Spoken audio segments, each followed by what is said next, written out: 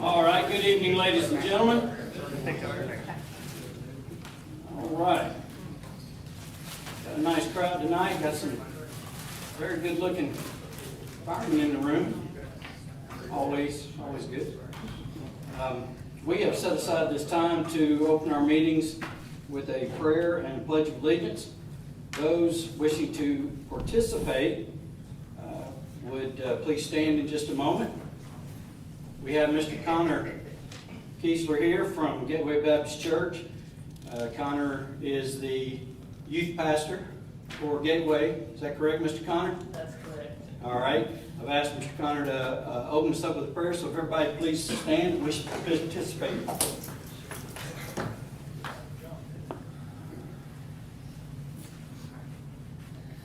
All right, let's pray. Father, it's like the psalmist said, O Lord, our Lord, how majestic is your name in all the earth.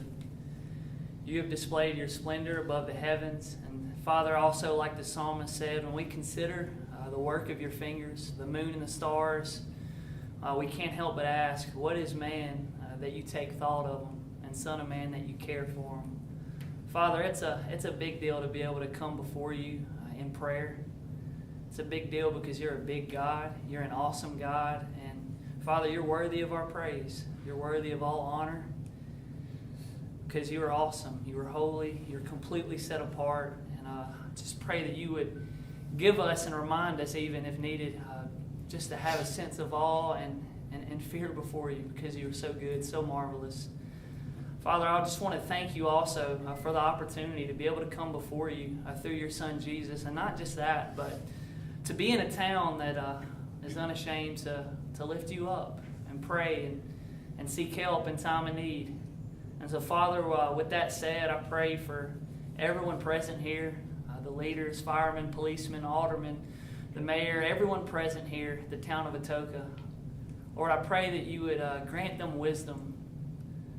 Father, your word says that if anyone lacks wisdom, let them ask of God, who gives to all generously and without reproach. So, Father, I faithfully ask that you would grant everyone here wisdom and the decisions that need to be made and might be made along the year, the events that are planned.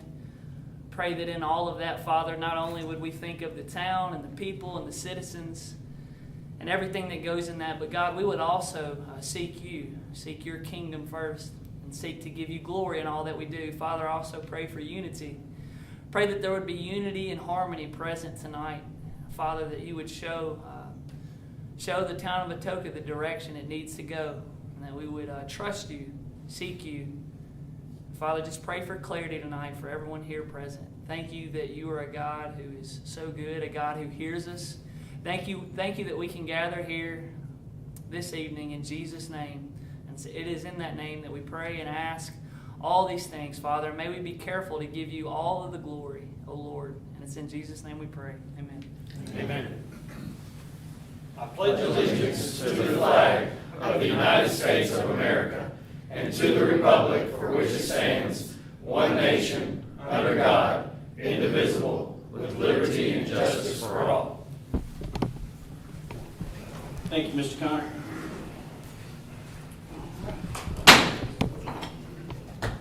Now call this meeting to order. It is Tuesday, January 17th. Time is 7:04. Ms. Deb, you want to do a roll call? All right. Mayor Aiken? Here. Mayor Pace? Excuse me. Alderman Pace? Here, ma'am. Alderman Harper? Here. Alderman Philmare? Here. Alderman Jeannie is absent. Alderwoman Renfro? Here. And Alderman Schaefer? Here. Thank you. All right. We do have a quorum tonight, and I would direct you to the minutes of the regular board meeting, December 13th, 2022. Motion approved. We have a motion from Alderman Feldmayer. We have a second from Alderman Renfro. All in favor of accepting the minutes as presented? Aye. Any opposed? Minutes are approved. All right, doing something a little different from now on. We're going to be doing reports from any of our committees, our standing committees that meet during the previous month to do your business, the town's business.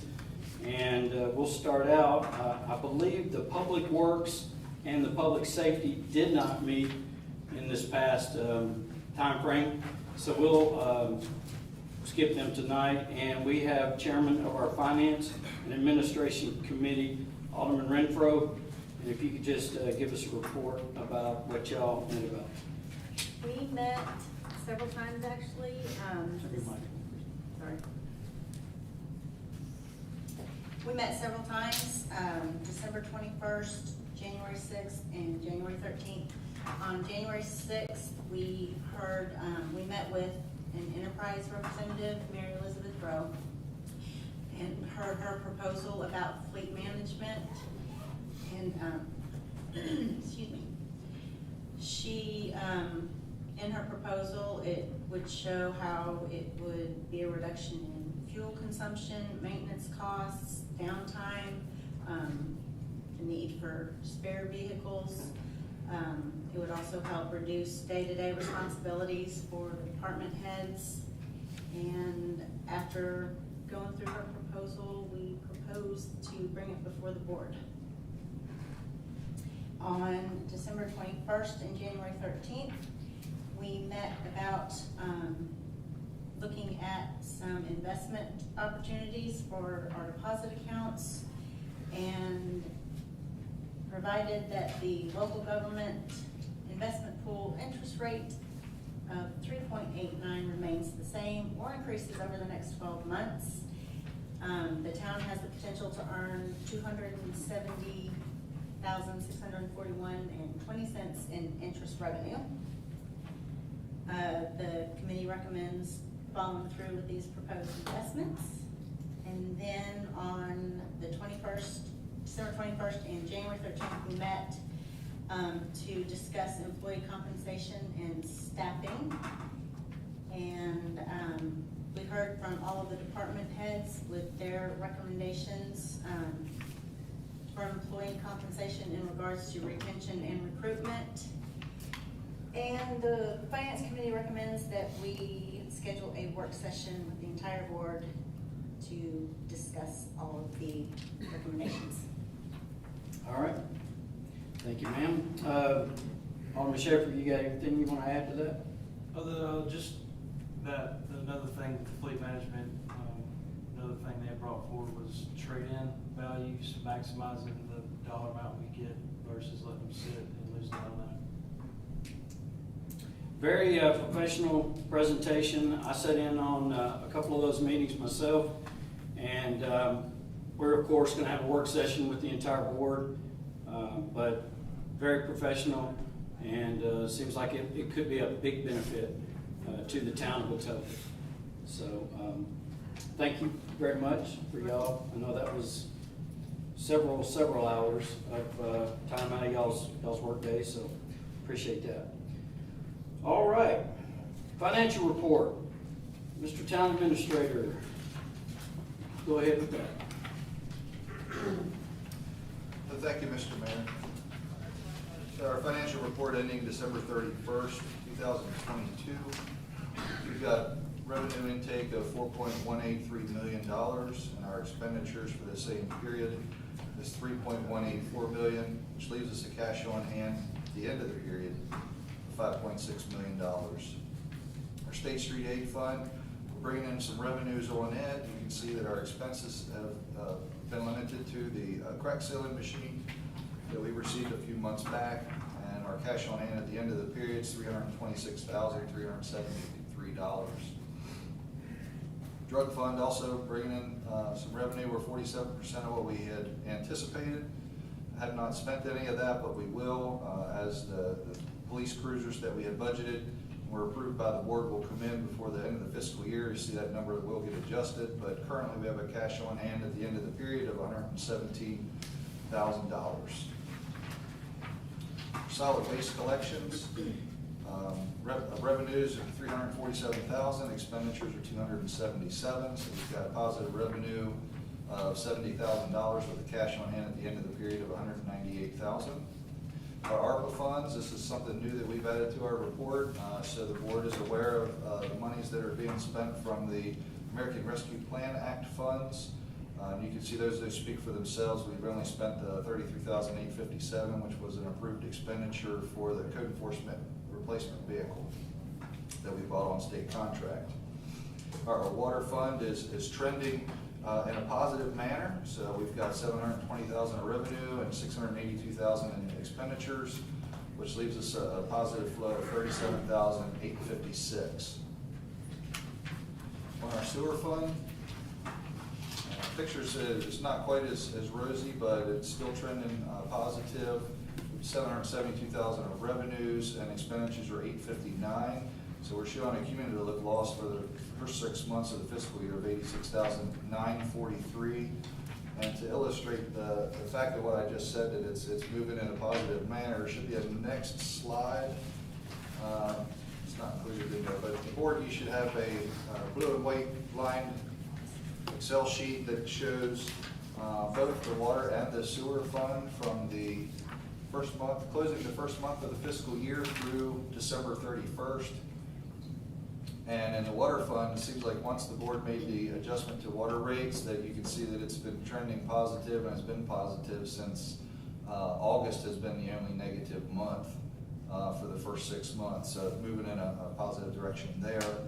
And on the sewer side, we've moved $8,600 to the positive in that fund. So while not quite as rosy, it is kind of what we expected. We did, if you recall, when we did set rates, we did expect the sewer to remain negative, but we're trying to maintain controls on expenses over this time. So you can see that's where we're at for the first 6 months. Our sales tax, I'll just move into that if that's okay, Mayor, Mr. Mayor. Well, I was just gonna say, anybody got any questions so far on the board? I think one of the things we talked about last month was maybe getting us a detail. I'm not saying every posted note, but maybe a little better breakdown on kind of the other operating expense category.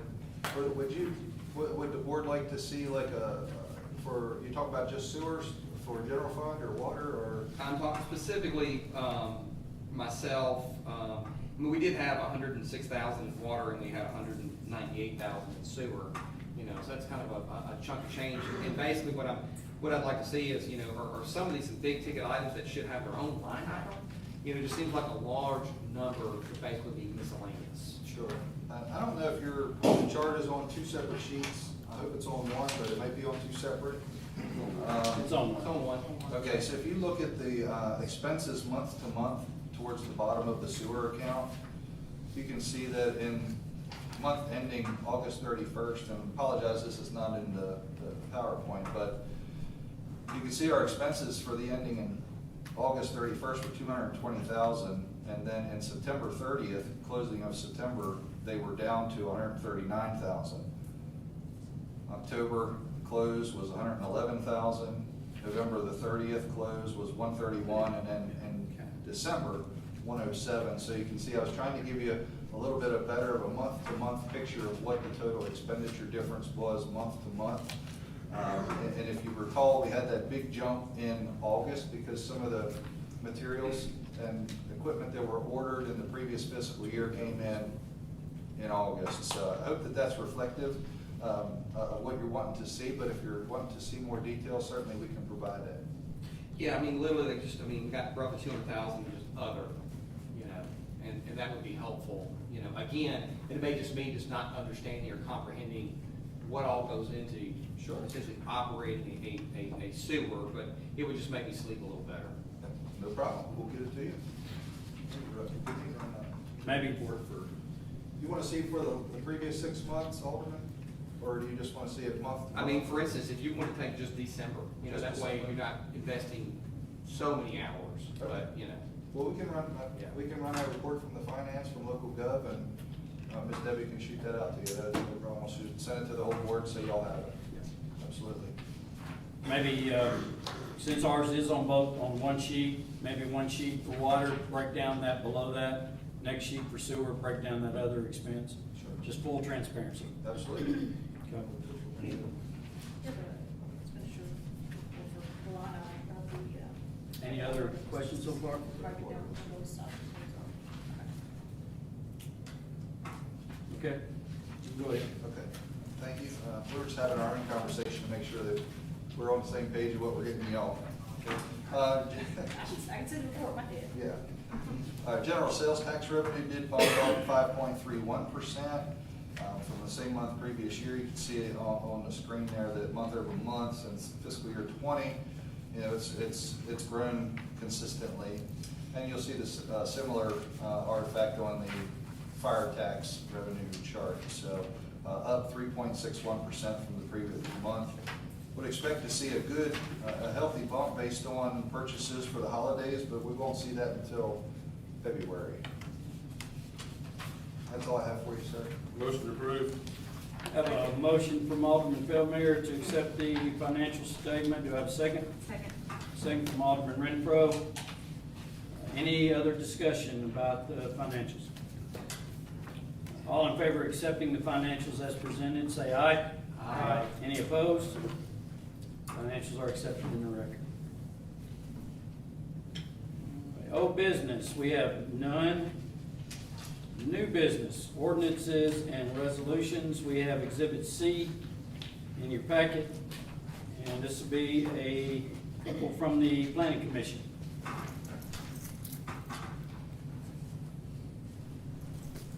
Go ahead, Mr. Jim. Thank you, Mayor. Good evening, everybody. We have two ordinances tonight. The first one will be involving training requirements for Planning Commission members and Board of Zoning Appeals members. TCA, Tennessee Code Annotated, has a requirement that these board members receive at least 4 hours of training per year to help them be better commissioners and better zoning board members. The TCA also has a provision that allows towns and cities to opt out of the requirement if they so choose. Town of Atoka has opted out of that requirement back in 2004, so some time ago. They removed that requirement, so our commissioners, planning commissioners, and Board of Zoning Appeals members no longer have to receive that training. There's been a desire recently to reinstate those training requirements. We discussed with the Planning Commission, and as late as earlier this evening, had to talk about this ordinance amendment. They were in favor of doing this to reinstate the training requirements. We talked about different ways how they could obtain the training, probably doing some stuff locally here, as well as other conferences or whatnot around the state that could help them get to that 4-hour requirement by the end of the year. So they, earlier tonight, unanimously recommended approval of the attached ordinance that would reinstate the training requirements. I'd be happy to answer any questions you have about this. Thank you, Jim. Motion read by title only.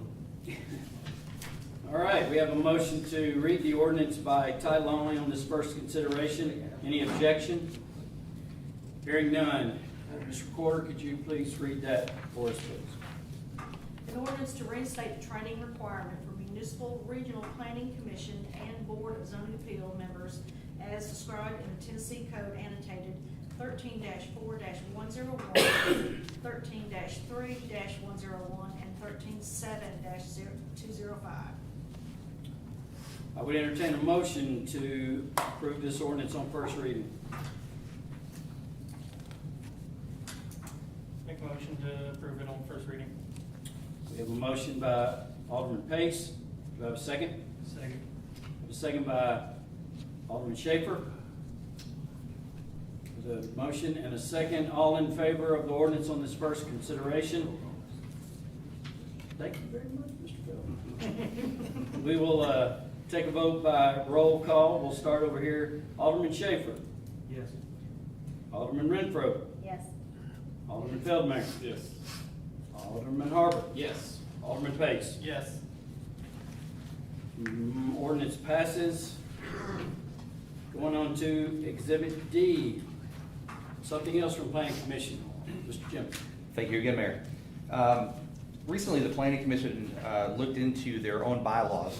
They hadn't been updated in some time, so they made some amendments to the bylaws. One thing that's important with bylaws is that we want to maintain consistency between the bylaws and TCA and our own municipal code, because all have provisions that affect the creation and the details governing the Planning Commission. So after going through that review, we determined that there are two fairly minor changes that we should make to the municipal code just to promote that consistency. And those two changes are in your packet and a draft ordinance provided. So I'll go over those quickly. The first change involves the mayor and the mayor's appointee to the planning commission. It currently reads that the mayor, if he chooses not to serve himself on the planning commission, he can appoint another alderman to serve in that spot. That's the current way the municipal code reads. TCA allows the mayor to appoint any citizen of Atoka to that position and not be limited to just another alderman to serve in that position. And just a note, we already have a liaison from this body to the planning commission, and Alderman Harbour holds that position now, so this would be the other one. Now, this one is moot in this case because the mayor is choosing to serve on the planning commission now, but if it ever came up in the future, we should have a municipal code that reflected TCA accurately. So that's the first one. The second one is simply the term of members. Our municipal code calls for 5-year terms for the members. TCA states that it should be 4 years, so that's just a minor change going from 5 years to 4 years, and that will sync everything up between the bylaws, the municipal code, and TCA with those two changes. Thank you, Jim.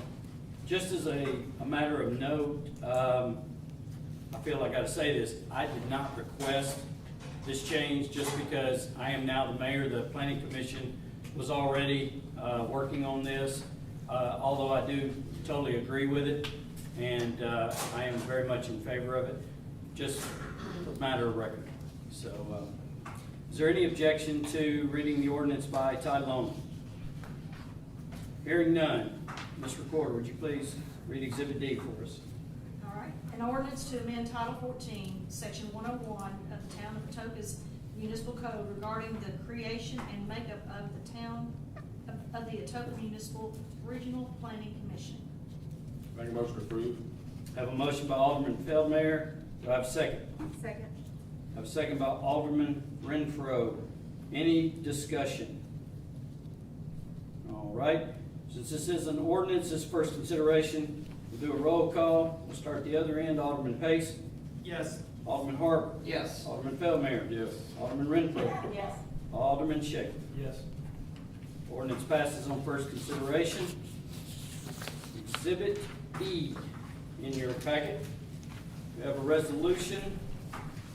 Mr. Town Administrator, go for it. Thank you, Mr. Mayor. I'm going to allow Director Isbell to discuss this as well, since it's a grant submission for Parks and Rec Department for the Walker Splash Pad. But you have the resolution in front of you, which is basically, our policies require that the board approve any grant submissions by resolution, knowing if there's any financial requirements that are incumbent upon the town on acceptance of a grant. So that's what this resolution represents. And I'll let Director Isbell address the request. So we had an opportunity to put in for a grant for, to add to the park, so it could have been like a playground, to improve something in our parks. And so after some discussion, it's no secret that the splash pad needs some help. So I put in a request for $75,000 for the splash pad to redo the flooring and lots of inner workings that needs to be renovated and fixed. And so I submitted that on January 7th, and we should hear something by April. So right now it's just a waiting game. Is there any match? Yeah, I would. There is no match. There was nothing on there that said we had to match it. So they have, I think, $1 million that they're gonna give out. And so you could have asked for as little as $25,000 to $100,000. So I did $75,000. I was trying not to go too crazy. And as far as anything I could read, it was a little vague in my opinion, but anything I could read, there was no match. It was 100% funded and we could use it towards that project. All right. Any comments, questions about this resolution? All right. With the resolution, all in favor, say aye. I make a motion to approve the resolution. Well, thank you. Alderman Fairmeyer made a motion to approve this resolution. Do I have a second? Second. Alderman Harbour gives us a second. We have a motion and a second. All in favor, say aye. Aye. All opposed? Resolution carries. Exhibit F, approval of fire apparatus grant submitted. Who's gonna talk to us about this, Mr. Administrator? Chief McMillan. Yeah. I'm gonna bring up some help, but I'll get up here. But you're no longer a greenhorn. Yeah. Don't forget, I am the Greenhorn Chief, 6 months, so. Oh.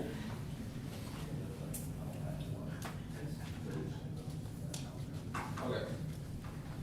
All right, shoot. These, all the fire grants that we're putting in for, it's my understanding that we basically put in for these every year. Most of the fire grants are based on home value and some other things, so Atoka doesn't get as many as some other communities get, but we keep hammering away at them, and we'll keep doing so. Chance Hall runs our grant program. He has had some substantial success in getting some grants. We keep missing the big ones like apparatus and the personnel. I'd really love to snag that safer grant for the personnel, but like I said, it's a kind of an uphill battle for us. But we keep Chance keeps attending more classes, and we're trying to tweak it down and get it where we can start nailing some of these things and getting some of these grants done. So again, it's the same ones y'all basically put in for every year. Chief, I got a question I ask every year too. Do you have $99,326.09 somewhere in your budget if you was to get approved for the top three? I can find it, yes, sir. If not from getting, well, never mind. Any other discussion or questions for Chief McMillan? All right, Chief. Would entertain a motion to approve resolution in your packet as Exhibit F. Motion to approve. I'll second it. Have a motion from Alderman Pace, a second by Alderman Feldmeyer. All in favor of passing the resolution approving and supporting the submission of a grant application to FEMA Assistance to Firefighter Grant Program, states by saying aye. Aye. Any opposed? Resolution carries. Thank you, Chief. Yes, sir. Okay. Exhibit G. Chief, I guess you're staying up here. I thought that was an all-in-one. You want to hit it? Okay, so we'll just do them, we'll just do it that way then. All right, any questions about this second one? Well, does it break it out? Which one is Exhibit G? The equipment, safety, and operations. Yep, grant submittal. Okay. Entertain a motion to approve resolution Exhibit Motion G. approved. Second. I have a motion by Alderman Feldmeyer, second by Alderman Pace. Any questions? Any other questions? All right, hearing none, all in favor of approving the resolution, state aye. Aye. Any opposed? Exhibit G passes. Exhibit H. This would be for the Fire Prevention and Education Funds grant. Any questions for the chief concerning this?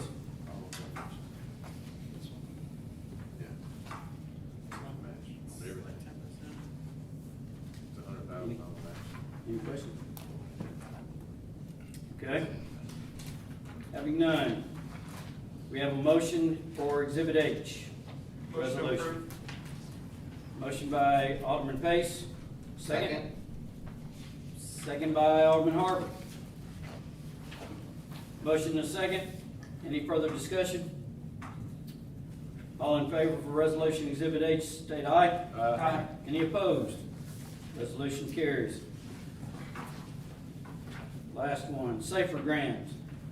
For the purpose of adding full-time personnel to the Atoka Fire Department.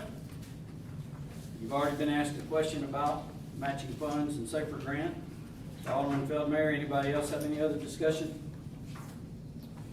Well, this one I've seen before. Is this different? The one I've seen before, it was full salary for 3 years. For 3 years, and then. Yeah, that's the thing that you have to keep in mind with the SAFER is it does fund them for 3 years, and then it's on the town to do it after that, and they have, verbiage worked into their contracts that you don't just Can't turn around. Right, just can't turn around and lay them off, so it is definitely a budget consideration for 3 years down the road. But we have 3 years to. Right, figure it out, yes, sir. Hopefully get our Walmart. The Target. You're pretty up to date. I tried. I figured out east and west too, Mayor.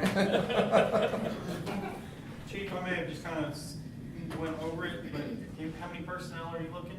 If we get it, we'll try and get all three, if we do get it, yes, sir. Hearing no more questions, do we have a motion to approve resolution Exhibit I? Motion to approve.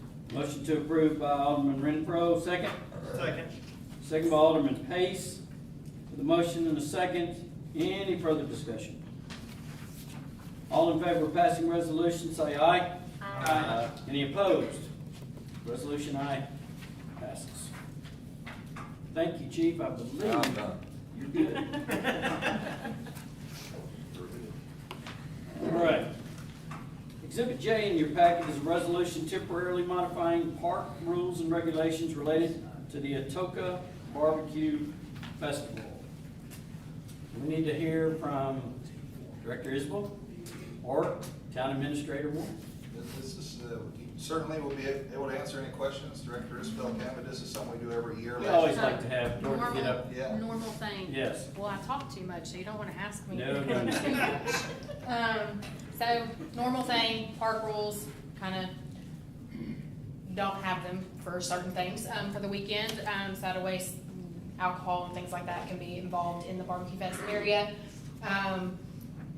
That's pretty much it, unless y'all have any questions. Motion approved. Second. We have a motion by Alderman Feldmayer, second by Alderman Renfro. Any discussion, questions for Director Isbell? And what year, how many years have we been doing this now, Dorothy? This year, it should have been the 11th, but it's the 10th. This is gonna be the 10th anniversary. All right, hearing no further discussion, all in favor of passing the resolution, state aye. Aye. Any opposed? Resolution carries. Miscellaneous items, we have Exhibit K in your packet. We talked about the numbering, so we don't really have anything about that, so go ahead. Well, just on that particular ordinance back in December when the board had passed it, we recognized that the numbering was inconsistent. We're just giving you notice that we fixed the numbering, no text or language was changed at all. We don't have anything about that. Yeah, we're just informing you that we made the numbering consistent in the ordinance. There's nothing in And the what was packet. this, just for transparency, what was this ordinance This would have been concerned? for the civil unrest and the curfew discussion, so there was Okay. a lot of changes at the board meeting. We wanted to make sure that after it was passed, that it was just some of the numbering in the sections. There wasn't any language change. We felt it was best to bring that to you, let you know that there was an inconsistency and there was a revision to the numbering. All right. Any questions from the board? Next item, approval of Park and Recreation 2023 spring events. Back up. Get my exercise tonight. All right, first one is our food truck festival. We typically have it the third Saturday in March. So this year it'll be, the second Saturday in March. It'll be March 11th in the Barbecue Fest area from 11 to 5. Currently we have 5 food trucks and 8 vendors signed up for it. It's only been open for about a week.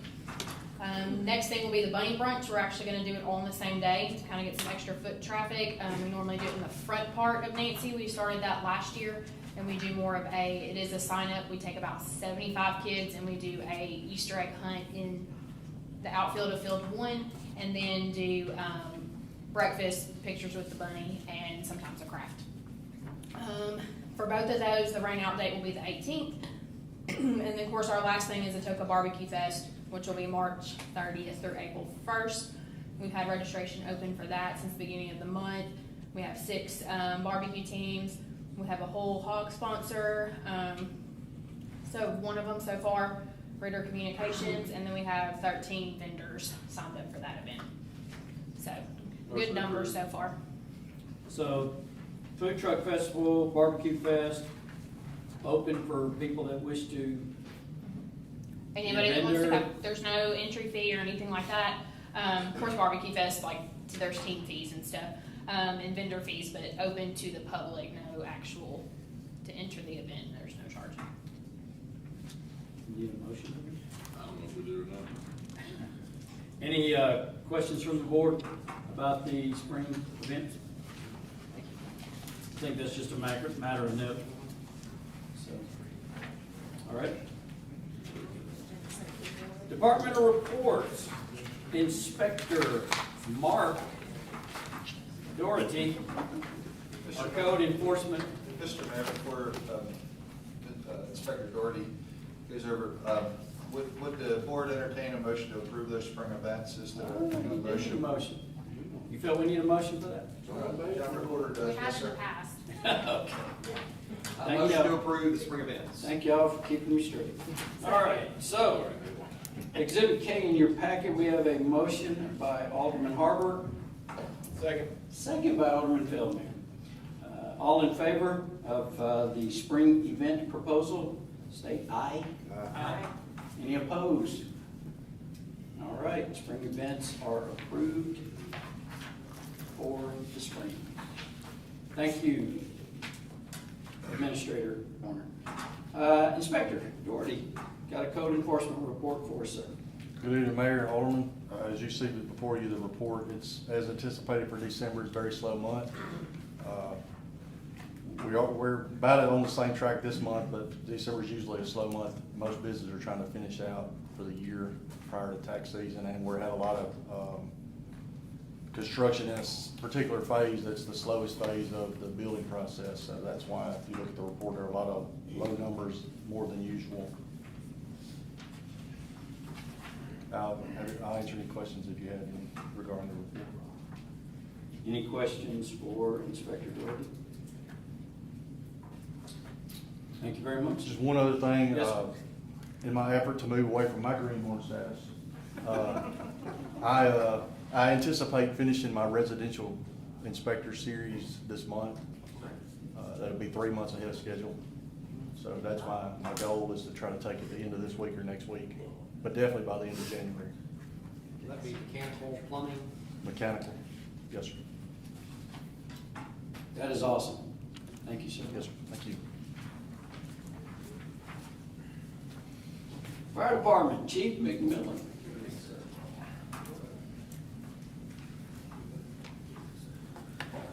Oh. You got mine pulled up?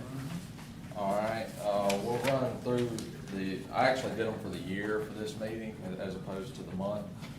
The first one we'll be looking at is inspections.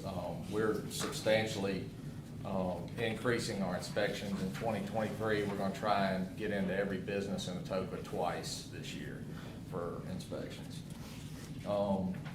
The second slide is our training. If you have any questions about that, I'll answer them as best I can, but it's one of the main things we do. That's why the number's so high for the year.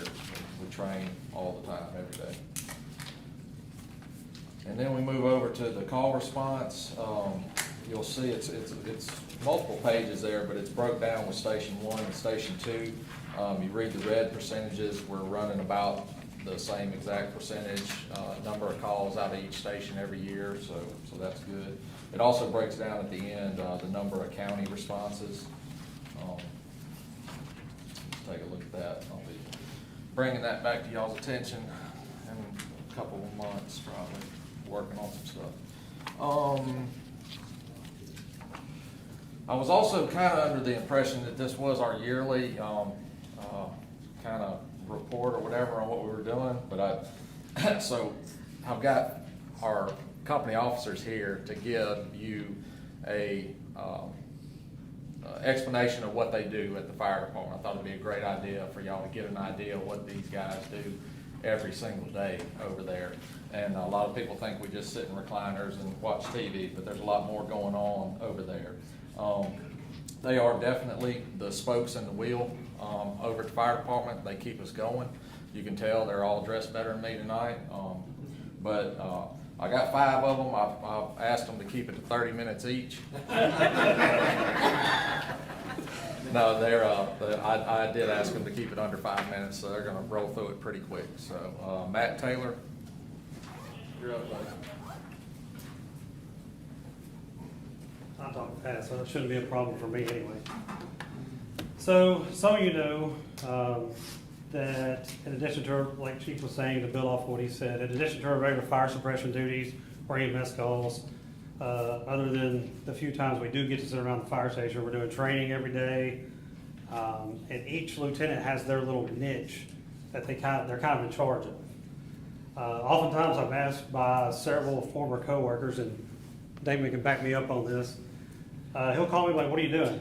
"Well, I'm working on the ice maker's broken. I'm working on it." "Well, why y'all got to do that?" "Well, we don't have a general maintenance division of this town to perform those duties." Sure, we could call somebody and contract it out, but that costs us money in the long run. Not only am I an employee here, I'm also a citizen of the town, so it does affect me in the long run, regardless if I work here or not. Still with the whole being a good stewardess of the money. But he doesn't understand the whole, why do y'all do that? Because we have to. I mean, Chief can't handle all these duties by himself.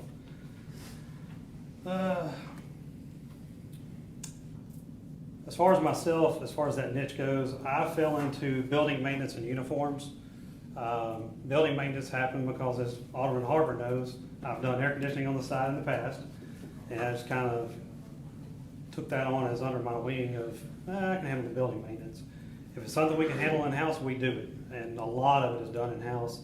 If we can't, I'm a big fan of finding the, not so much the lowest, but the lowest and the best quality, especially in the air conditioning world, because I've caught some people, anyway. Over the last several months on the uniform side, I've collaborated with several other members of the fire department on a redesign of our patch as well as a new badge.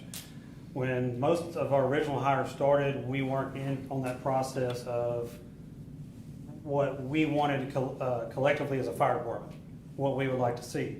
Nothing against anyone in the past. I know Bill and Chief Posey did an excellent job with the stand-up part of it.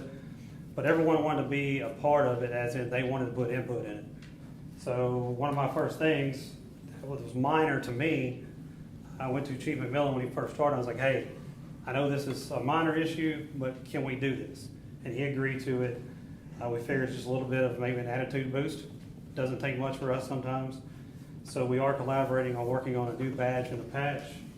Thanks to Chief Rudolph for the badge company recommendation. I really like what they did with theirs.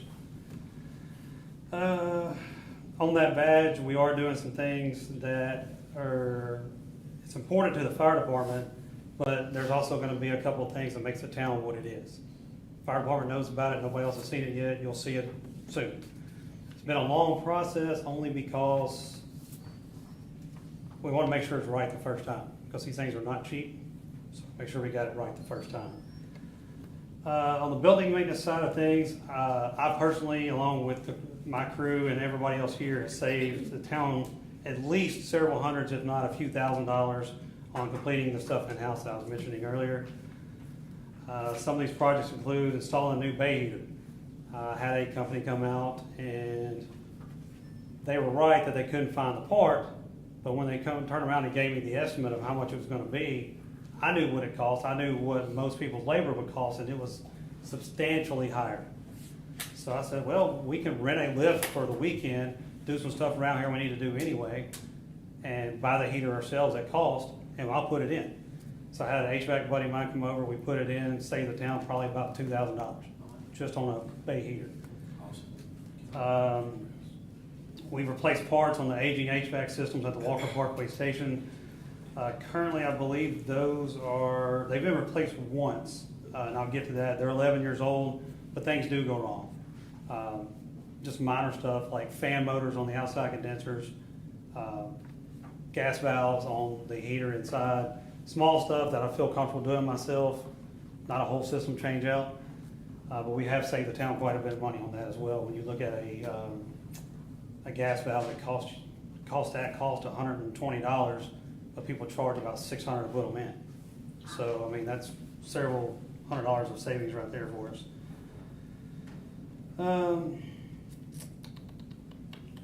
We also had over the years, we've done an installation of all LED lighting at the Walker Parkway station. As you know, over here, everything was LED when it was put in with this building. We converted all of our lights there to LED, including the outside, the bay lights, everything. So that's hopefully been a huge energy saving cost to the town as well. Currently, Station 2, Walker Parkway is 22 years old, and it's not seen any major upgrades other than some new overhead doors, painting, and then some of the other things I've already mentioned with the lighting. That station is in need of some minor renovations to update the station. Again, it's one of those kind of morale boosters where, you know, spruce it up, make it look good. A lot of this can be done in-house. The only thing we would pay for would be materials. Some of that stuff would be like new flooring. These floors are as old as the building, and you can only polish them so many times before they are no longer polishable, won't hold the polish. They're just scratched beyond all recognition. One of the current items, I know it was on last year's budget, and I don't know where it went, but we've been talking about generators. We're a 24-hour emergency operation. If, God forbid, something catastrophic happened in the town, we lost power for days or sometimes weeks in other people's cases, then we would need to have that station fully functional the 24 hours that we're there. One of my goals working with Chief is to get an emergency generator for Station 2, excuse me. Thanks, Dan. For most of you know it is Station 3, we've renumbered it Station 2. It is a top priority, like I said. About a 20 to 22 kW should power that station with no problems, because basically all we are is about the size of a 2-story home here. 2 residential air conditioners, 2 or 3 refrigerators, and lighting would be set. The plus side of that is I am pretty sure I can get like a Kohler generator at cost. And the only thing we have to do is find someone to put it in. So instead of paying $10,000 or $12,000 for a whole system or more, you're looking at the cost of the generator plus the cost of labor to put it in. Hopefully that's something we can visit in the near future. As far as the one that's over here, I know in the past we've been told that that generator will not handle all of this and Station 1. That was from previous administration, much longer prior to you getting here. And I personally don't believe that. I don't know that for sure, but at some point I would like to get a qualified electrician over here to do a load test, load calculation, and see if that is true or not. If it's not true, there's already a conduit ran from the back wall of that fire station to this generator. All it lacks is being hooked up. So something else we can explore. Of course, all that would fall under capital improvements. If not, my plan B would have a separate generator at Station 1 at some point to support that 24 operation as well. And that's about all I got. That's my 2 niches. Any questions from y'all? Told y'all I'll talk fast. You gotta listen fast. I'm just grateful for all the work that you guys are doing on improvements. That's wonderful. Thank you. Thank you, Tim.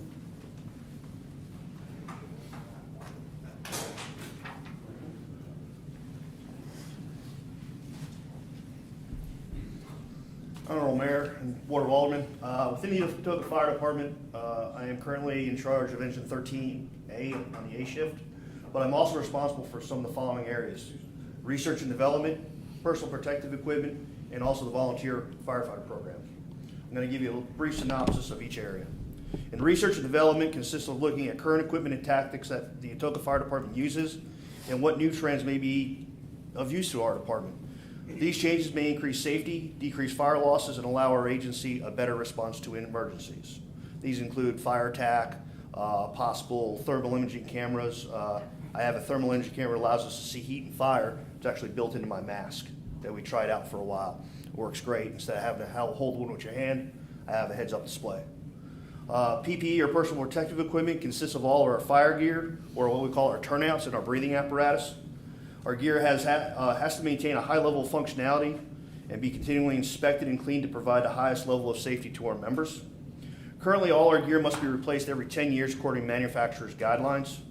Our breathing apparatus consists not only of the individual air pack and bottle that we wear, but also the filling station at Station 2, fit testing of face pieces, which is required by OSHA or TOSHA by all members every year, and also yearly flow testing, repair coordination with the vendor, and 5-year hydro testing of our SCBA bottles. Our SCBA bottles only have a lifespan of 15 years. As volunteer program coordinators, I'm responsible for the recruitment, retention, training, and deployment of our volunteer firefighters to help complement the paid career staff. These firefighters must complete a series of classes that will train them to be an operating member of this department. All volunteers that are not already certified from another fire department must begin with a basic 16-hour class that allows them to ride on the fire apparatus with a very narrow scope of work. During that time, they are also completing another 16 hours of basic incident command system training. And then after that, they train for another 44 hours in hazmat and then 190 hours of firefighter training. That does not even include the EMS training, which is 2 college semesters. There's also a monthly training drill that they must attend with a minimum of 24 hours each month to service at the firehouse. All this training is coordinated with our department training officer to help maintain our proper records and meeting all of our requirements by the state and federal government. Is there anything you'd like to ask of me at this time? Thank you very much. Thank you, sir.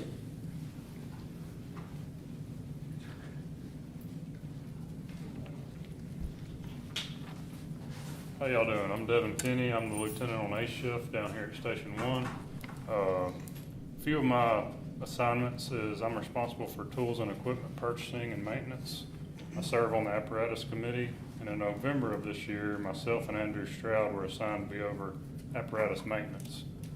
A few comments of the status of our fire engines. At Station 1, we have the 97 model Smil fire engine. NFPA recommends that a fire apparatus stay in frontline service for only 20 years and then go into reserve status until it's 25 years old and then be completely retired. Our engine is 26 years old and still running frontline. We are very thankful for the town for the order of our new ladder truck. This new truck will replace our old engine, but we will still have the 97 as a reserve. In 2022 alone, we spent approximately $12,000 on maintenance of this old engine. At Station 2 over on Walker Parkway, we have the 2012 model Pierce. It was purchased as a demo in 2015 when we started the fire department.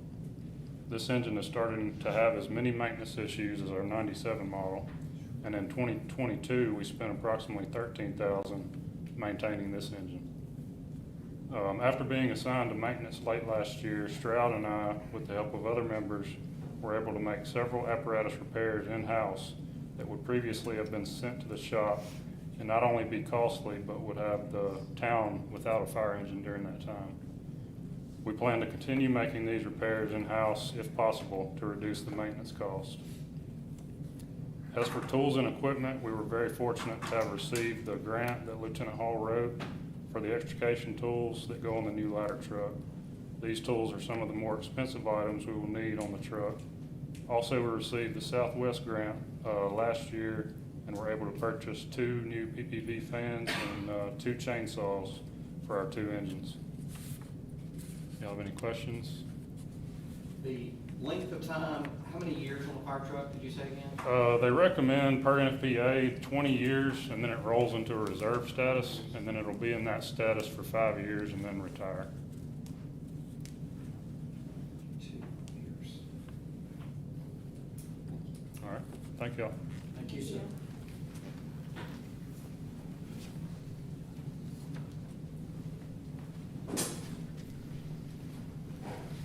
Good evening, Mr. Mayor, Board, Lieutenant Bill Scott, Station 2, Lieutenant C Shift. And tonight I'm gonna cover a lot of the things that I do. I wear many hats within our fire department.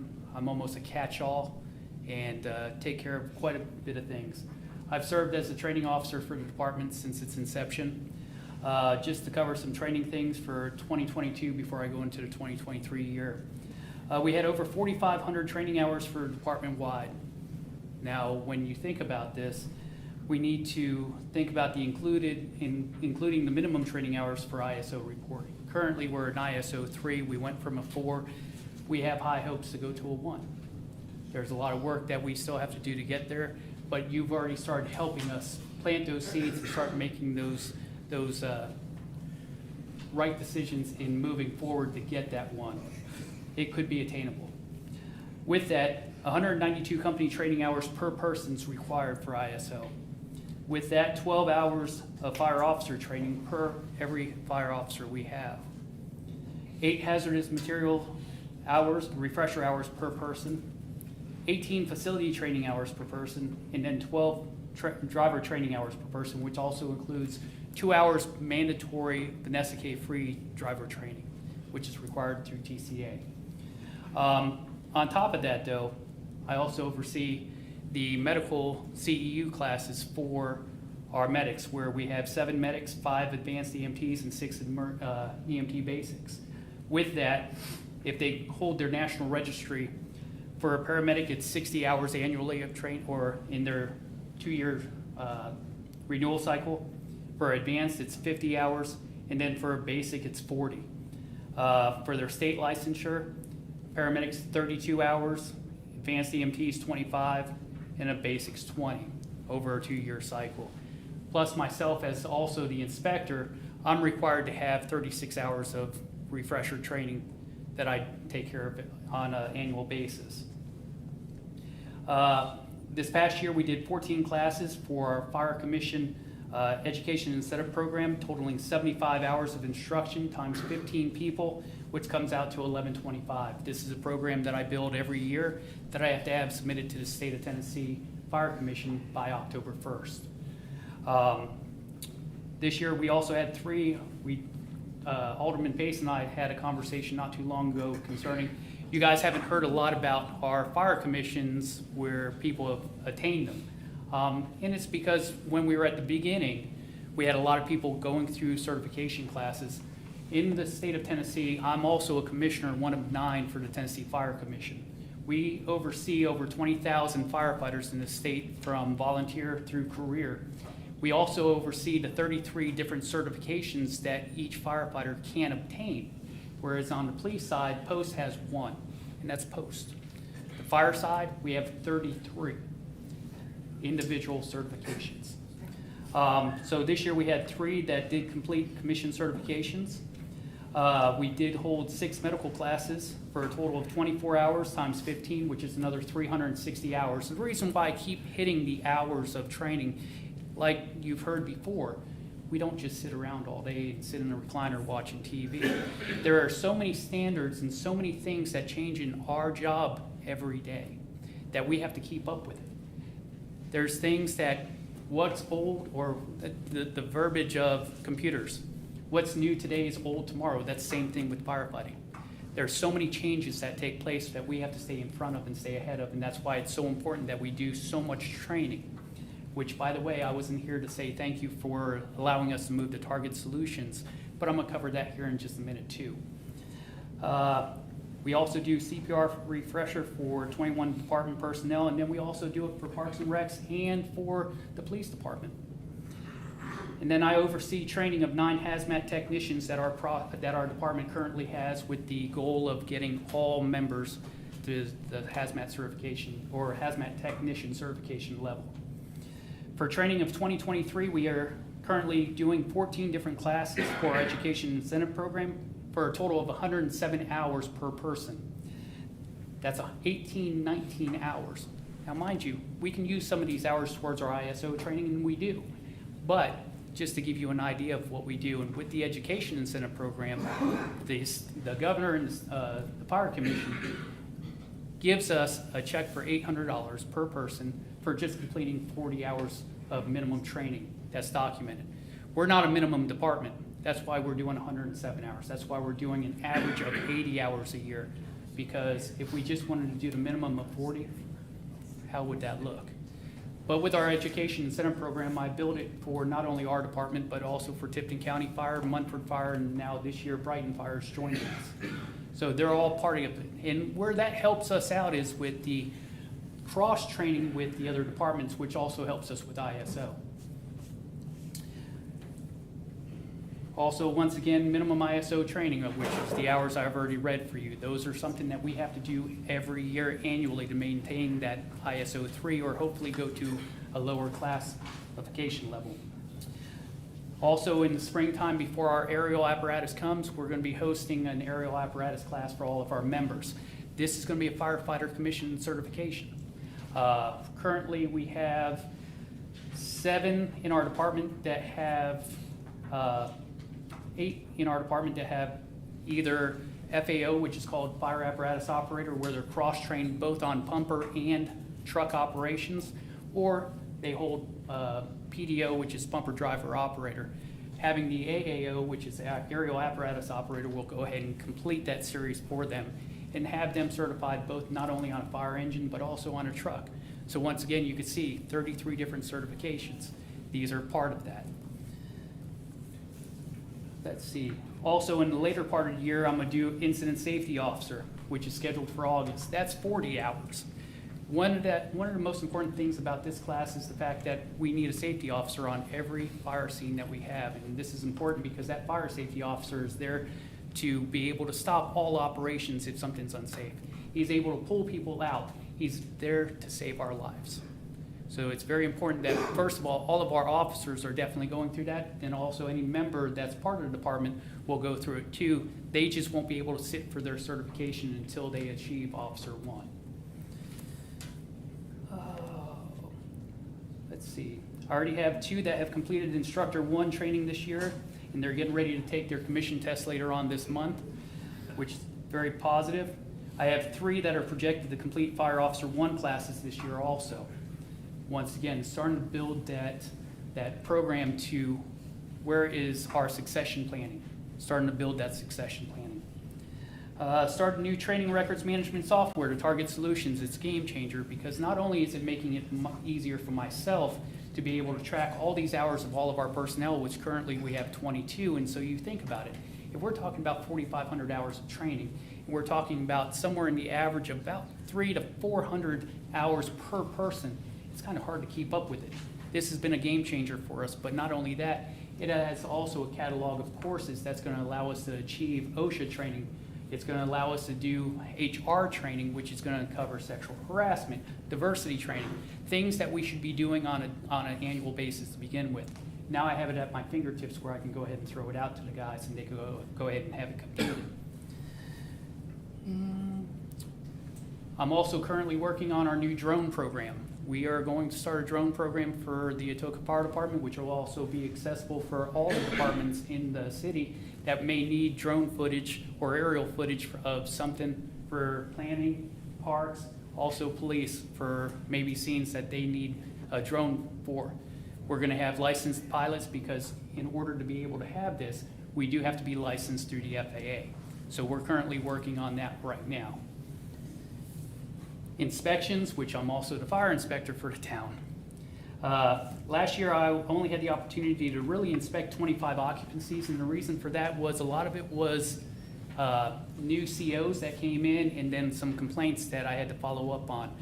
Because of so many things that I have going on, being the lieutenant, the training officer, and so on, I try to get my inspections in as much as I can, but sometimes I get pulled into another direction. It just consumes me. But my goal, as I spoke to Chief Matt McMillan earlier this week, is to do 15 a month. That way, it's part of that whole. We're in every business at least twice a year. Let's see. Also, another thing that I'm going to be doing is start working on the next fire code adoption. Currently, we're in the IFC 15. ISO is going to be here within 2 years. We want to be within a 3-year cycle of when they get here. So I'm starting to look at the 18 as well as the 21 and see what's going to be best suited for the town moving forward. That's a long process. It's probably going to take me close to a year to be able to go through all parts of that code and be able to take out what things that we need to take out. but just an overview. Hopefully I don't have to take much out, but it's just a long process with that. And then with personnel, I oversee the recruitment of career personnel. We hired 3 different people last year. Currently, we have an open one now that we're hoping to have filled within the next week, have an offer letter out to. But we also just finished an MTAS assessment center for lieutenant's promotion. We had 3 that applied, 3 that went through the whole process, and they did fairly well. And out of that, we were able to make a promotion from there. And that is it. Any questions from the board or mayor? I gave you a lot. I got some questions. Yes, sir. for you, Lieutenant. So, as far as our training hours, I know the answer to this. How would we compare with like Covington or Mumford? So, And I know there's certain basic requirements. correct. So all departments must still have the minimum of the ISO, the 192, the 18, the 12, the 8. Those, in order to get your full points for ISO, you have to do those minimums. With the in-service training, you have, like I said, minimum 40. Because of those other departments that participate within our program, they have the same number of hours when it comes to that. But you Now, said we're not a basic department. we're not. So, are we far exceeding? what- We are. Okay. As a commissioner for the fire commission, I have to also audit fire departments every year that participate in this program. And I travel all of West Tennessee auditing these departments. I have quite a few, and Memphis was one of them for many years, that only did 40 hours. Well, with a 40-hour program, if somebody misses something, now you gotta do a makeup class. I don't do makeups. That's why I build so many hours into our program to begin with. So that way, everyone has the opportunity to make sure they meet those minimum 40 hours. So I'm not going back to have to teach additional classes to make sure they get their money. I got a question. Like you said, you was able to do 25 inspections. With doing 15 a month, would it be you and each shift doing No, inspections? so Or how would you be able to? because you I'm- do the lieutenant and inspect 15 businesses without doing it on your days off? Or Well, currently I do it on my days off. I do them in 4-hour blocks, and I try to knock out anywhere between 2 to 4, but every inspection is different. I could be in one business for I could be in one business for approximately 30 minutes from the time that we talk about things, and then by the time the inspection's over and we cover what everything went on, to one where I could be there for 2 hours. But also I have another problem with that too, where we do developments. I have somebody who's currently wanting to build actually is currently building a building right now on Tracy Road in 51. We've already started having conversations about what he's gonna be required to have in there. I can't do those just on the days that I work.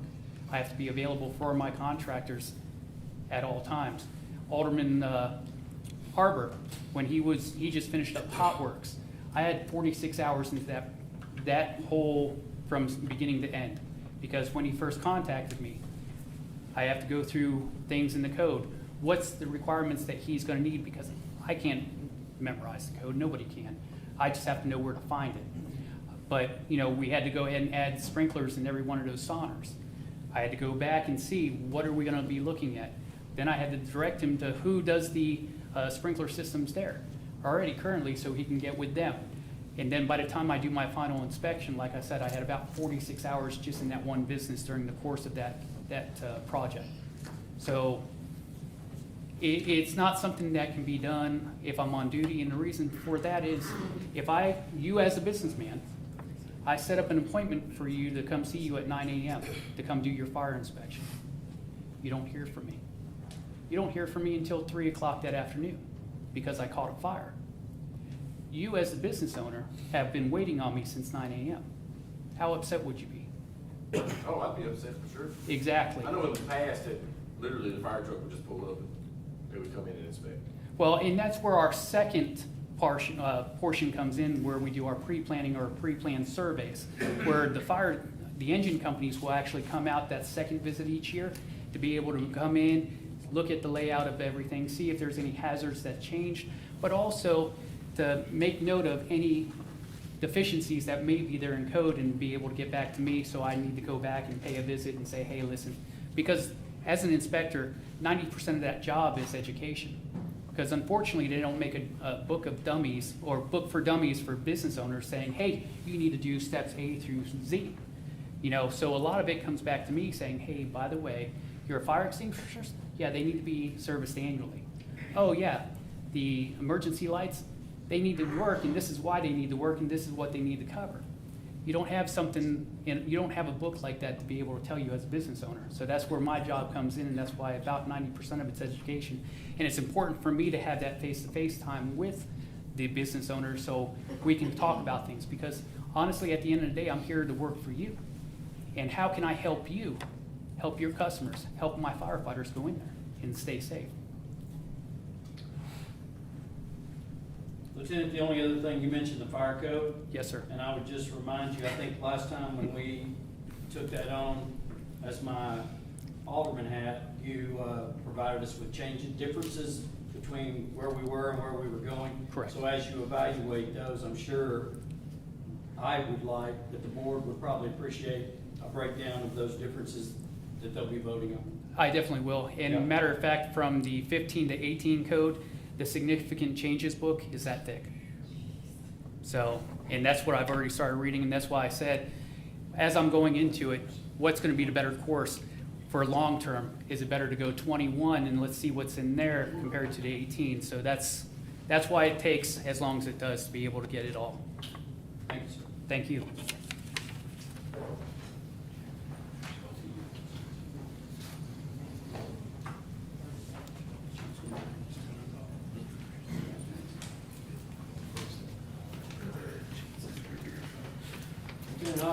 Yes, sir. Good evening. My name's,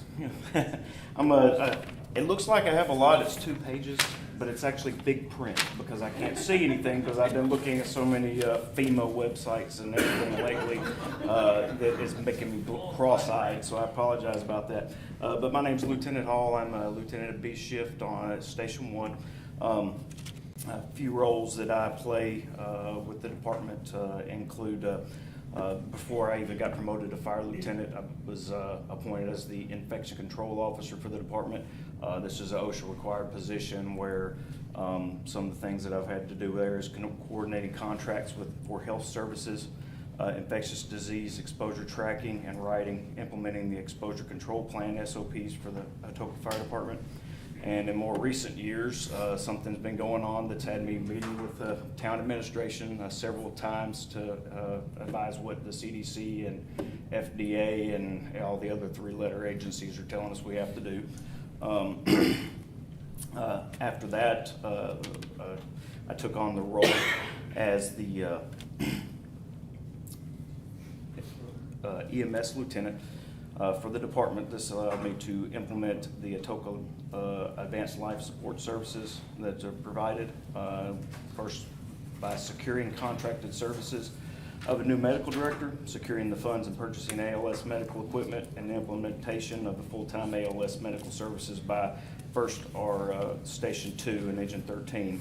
After promotion to the position of fire lieutenant, I've not only fulfilled the responsibilities and functions of a fire lieutenant, which includes our company's daily activities and responding to all emergency calls, but also at that time fully took on the position of the EMS lieutenant, which puts me currently responsible for nearly all coordination and management of EMS functions of the AFD. This is ordering, inventory, and replacement of supplies in stock, budgeting of those equipment and supplies. It's been contracting medical services with local doctors' offices for services if needed for line-of-duty injuries. I've also contracted with the Baptist Tipton Hospital where we're purchasing some supplies, pharmaceuticals at cost, so it's saving us some money there. We also have handling EMS complaints, coordinating with the local ambulances services to try and keep the ambulances running in our area or at our station. Also have written and implemented the controlled substances SOPs as required by the DA. We now carry a very limited amount of narcotics, which requires us to have some SOPs and some balances and checks for the DA if they ever wanted to come in and look and see what we're doing. As well as writing other response protocols. Included in the responsibilities have been coordinating with other town departments. As the CPR instructor coordinator, we've provided CPR, as Lieutenant Scott said. We do the CPR with the AFD. We've done, or APD, done the defibrillator training with them. Also have trained all the Parks and Rec, as well as many of the local organizations, the local scout troop, churches and daycares. We've been handling a lot of their CPR renewals and first aid training. I'm also the department grant writer, as you know. In the last 2 to 3 years, we've successfully secured over $210,000 in federal and state funding. This includes equipment purchases and some staffing salary reimbursements that came through the 10 CARES Act. Currently working on training closely with the APD. Officer Daniel Marks and myself attended an FBI Department of Justice training where we trained on response to active shooter or mass casualty response situations.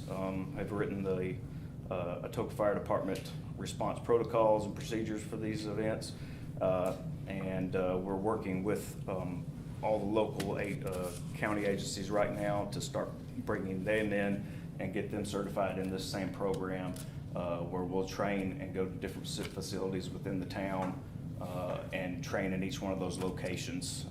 And this is not just for acts of violence, but this also is any type of natural disaster or large-scale event these procedures can work for. Prior to Chief Posey leaving, he had appointed me the apparatus chairman for the apparatus design committee. I've coordinated and have 4 or 5 other gentlemen that help me out. We've designed the aerial apparatus that the town has purchased from Sutphen. We're working with the vendors still, developing the remaining specifics and maintain a weekly contact with him. Sorry, I kind of lost my place on the paper here. But just yesterday, he was actually in town, brought one of their newer fire trucks in to show us some of the things that's on that truck, to give us an idea of different things that we can still do as far as moving shelves or compartment locations. This is all was already in the truck. It's just things that when out we can see it and say, yeah, we like that. We're glad we designed that. So I talk to him quite often. We're still working on securing the remaining equipment that we need to bring the apparatus to fully functional status upon arrival. As Lieutenant Kenny had mentioned, we did get the grant for the extrication equipment, so we're still working on speccing out the remaining equipment there, or getting it ordered and getting that reimbursed through FEMA. That actually is one of the most challenging aspects of my roles and responsibility, is the research and attempted procurement of alternate funding sources, as the rules and requirements involved in the grant processes are constantly changing. I've attended numerous webinars and training classes and continue to search out additional training and education opportunities to try and move us forward with continuing that. Finally, also just want to mention that probably one of the most important, difficult roles I fulfill in my life is that of a 40-year-old husband and a father of a 3-year-old son at home. With my second son expected to arrive in May, this is going to change things for my family greatly. Want to make mention that I thank God every day for my life and my family and the opportunities He's provided me. But at this time, I'd also like to thank you for the opportunity to be a leader in my community, so that I can show my sons what it's like and what it's supposed to be done.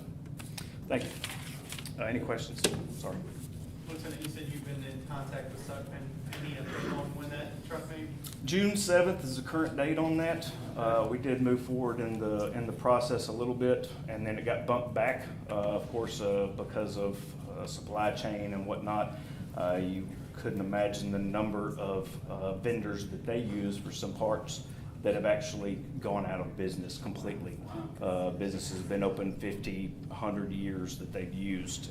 Just for example, the suspension that we had picked out was a locally owned, family business that handmade the suspension. Guy went out of business. He'd been doing it 75 years.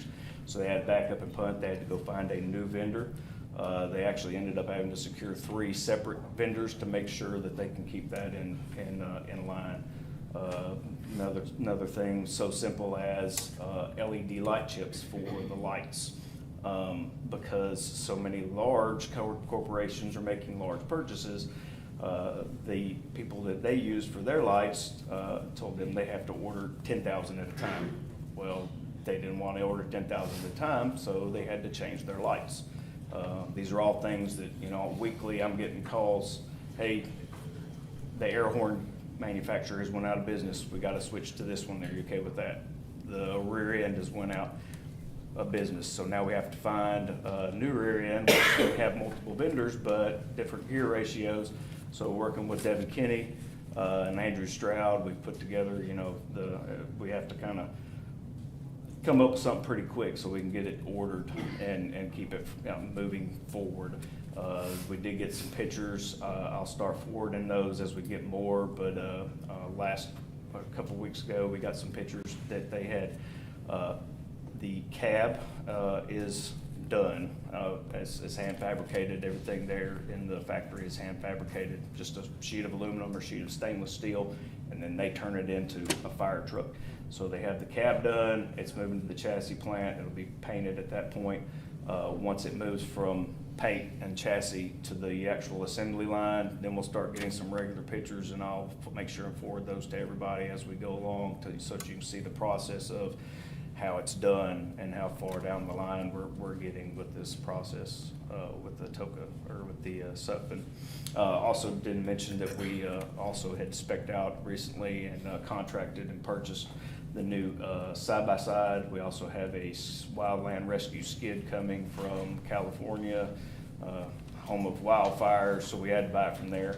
And then the trailer for that as well. That was all contracted and is in-house now, so. Lieutenant? Yes, sir. Not only you, but everybody, this was a great presentation. I know I've learned some stuff, and I'm sure the board has. Chief, good job. And I think that's the chief's water bottle. He probably getting a little thirsty. I told him to give me my water. But thank you very much. It's very good. All right, Director Isbell, Parks. So I've already kind of went over most of everything when we did our spring events. It's all, nothing's, everything that we're offering up at the beginning of the year is no longer greenhorn, so we're all about, we know what's going on and everything. Like I said, we got our title sponsor so far as Ritter. We had 3 last year, so I'm hoping to secure a couple more. Like I said, it's the 10-year anniversary, so I'm gonna, if the money allows it, because just like with everything, everything's more expensive, and they don't want any fees to be raised. So I'm gonna do what I can to try to spice it up a little extra this year, since it is the 10-year, without going over budget. Other than that, unless you have any questions that's on here, I am all good to go. Thank you very much. You're welcome. Chief Rudolph. Good evening. So I'm just going to yield about 15 or 5 minutes of my time to each one of my guys. I'm just kidding. I'm just kidding.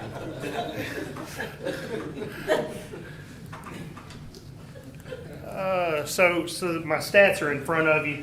What I just really need to relate to you is for our Part 1 crimes, which you see on that front page, we've gone down 18.5% this year. So I'm very proud of our officers for doing that. That's not to say that we don't have crimes in the Part 1 crimes. Obviously, you can see that we've had some struggle areas in our aggravated assault, domestic violence, our rapes, robbery, individuals, and shopliftings.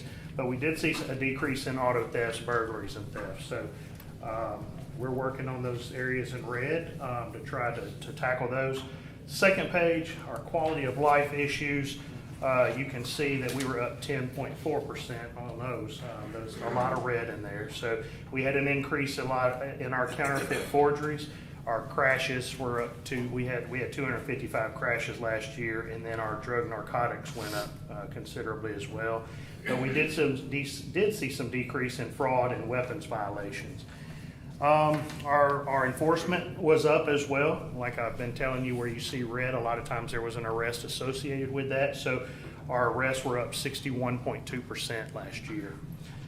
In citations, corrective action, so to speak, it shows a decrease, but that's not necessarily the case there. It just, we are actually up 67.7% in our traffic citations, and we were in a decrease in our warnings with some of those.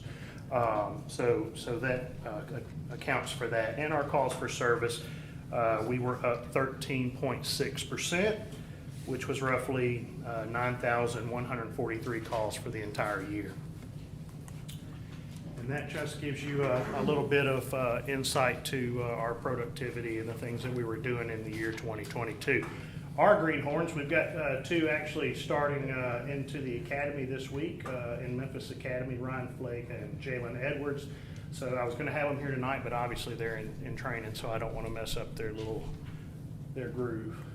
And lastly, we were kind of slow in December for the training, but I think we topped out in training for APD right a little bit below 5 gazillion hours. But we did do a lot of training. So if there's no questions from me, Chief, is that the hours that Bill trained you? Yeah. I'm just curious, the partnership with Memphis. Yes. The training program, is that fee? I mean, I'm assuming Memphis There do is. that for free, but Yes. they're essentially the best local. Yeah. It is, because when you talk about sending someone up to Nashville for training, you've got the cost of the car and the gas going up there, and of course, there are going to be some times when they have to stay. So there's just incurred costs there as well. Plus, Nashville is a little bit more expensive than Memphis is. So kind of get a nice little discount there. Okay.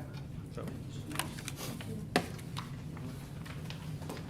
Public Works Director Ellis. Good evening, Mayor and Board. I'd like to take a moment to point you to my report on the totals for the year in total. Just two categories we'll look at. The water service issues, a total of 8,514 for the year 2022, and also the work orders, a total of 6,337. That is a heavy load for the staff that we have. I just want to take a moment to point that out. And you guys are aware, we've recently lost some staff, so I wanted to let you know that I'm in the process of interviewing the next 2 weeks. Hopefully we can get some qualified personnel and not have to start with greenhorns, but if we do, we will.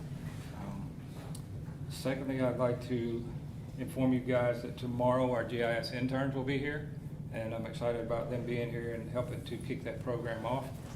Start collecting some data and building a GIS platform that will help with our asset management, as we've spoken about in the past. We also have a meeting tomorrow with TDEC representatives at 9 o'clock in the morning to discuss West Tennessee wastewater alternatives. So be interested to see their perspective on that particular topic. And lastly, to keep it brief, we also have a pre-construction meeting for the Rosemark sidewalk project. That's also tomorrow at 1 o'clock with the contractor and the engineer. And I will answer any questions if you have any. In that 8,500 on the total water issues? Yes, sir. That does include the 7,300 late payments, right? Yes, sir. And I meant to stop on that and say the staff at the town hall does a lot of that work too. Also, Natalie does a lot of the billing and the late notices and things like that. So it's not just the guys out in the field. That number does represent the entire staff. Thank you, sir. Thank you, sir. Thank you. All right, next on our agenda, we have miscellaneous items from the mayor, board of aldermen, and town administrator. I guess I I know we're running a little long tonight, but I just wanted to bring up, there's a big push by the Tennessee Advisory Service, and you're gonna hear more and more about this thing called, it's called the Tennessee Restore, Return, and Relief. Here's what you need to know. For absolutely nothing but you contacting your representative, the town of Atoka could gain approximately $184,000. You've heard a lot of departments talk about needs and money. $184,000, if we can get the state legislature to put it back basically the way it was with sales tax revenue sharing. So what we're going to try to do is put some stuff on our website, maybe a way for you to contact your representatives, but you're going to hear a big push in the next few months. And like I said, it's all about just telling your representatives, yes, please restore, return, and relief of the sales tax divisions to the towns and municipalities. $184,000, your money coming back doing local stuff. So you're going to see more and more of that. We're going to try to do something every meeting, maybe show video, maybe give bullet points, whatever it's required. But we really, really, really could use your help in reaching out. And if you just Google that Tennessee Restore, Relief, Return, you'll find out everything you need to know about it. That's all I got.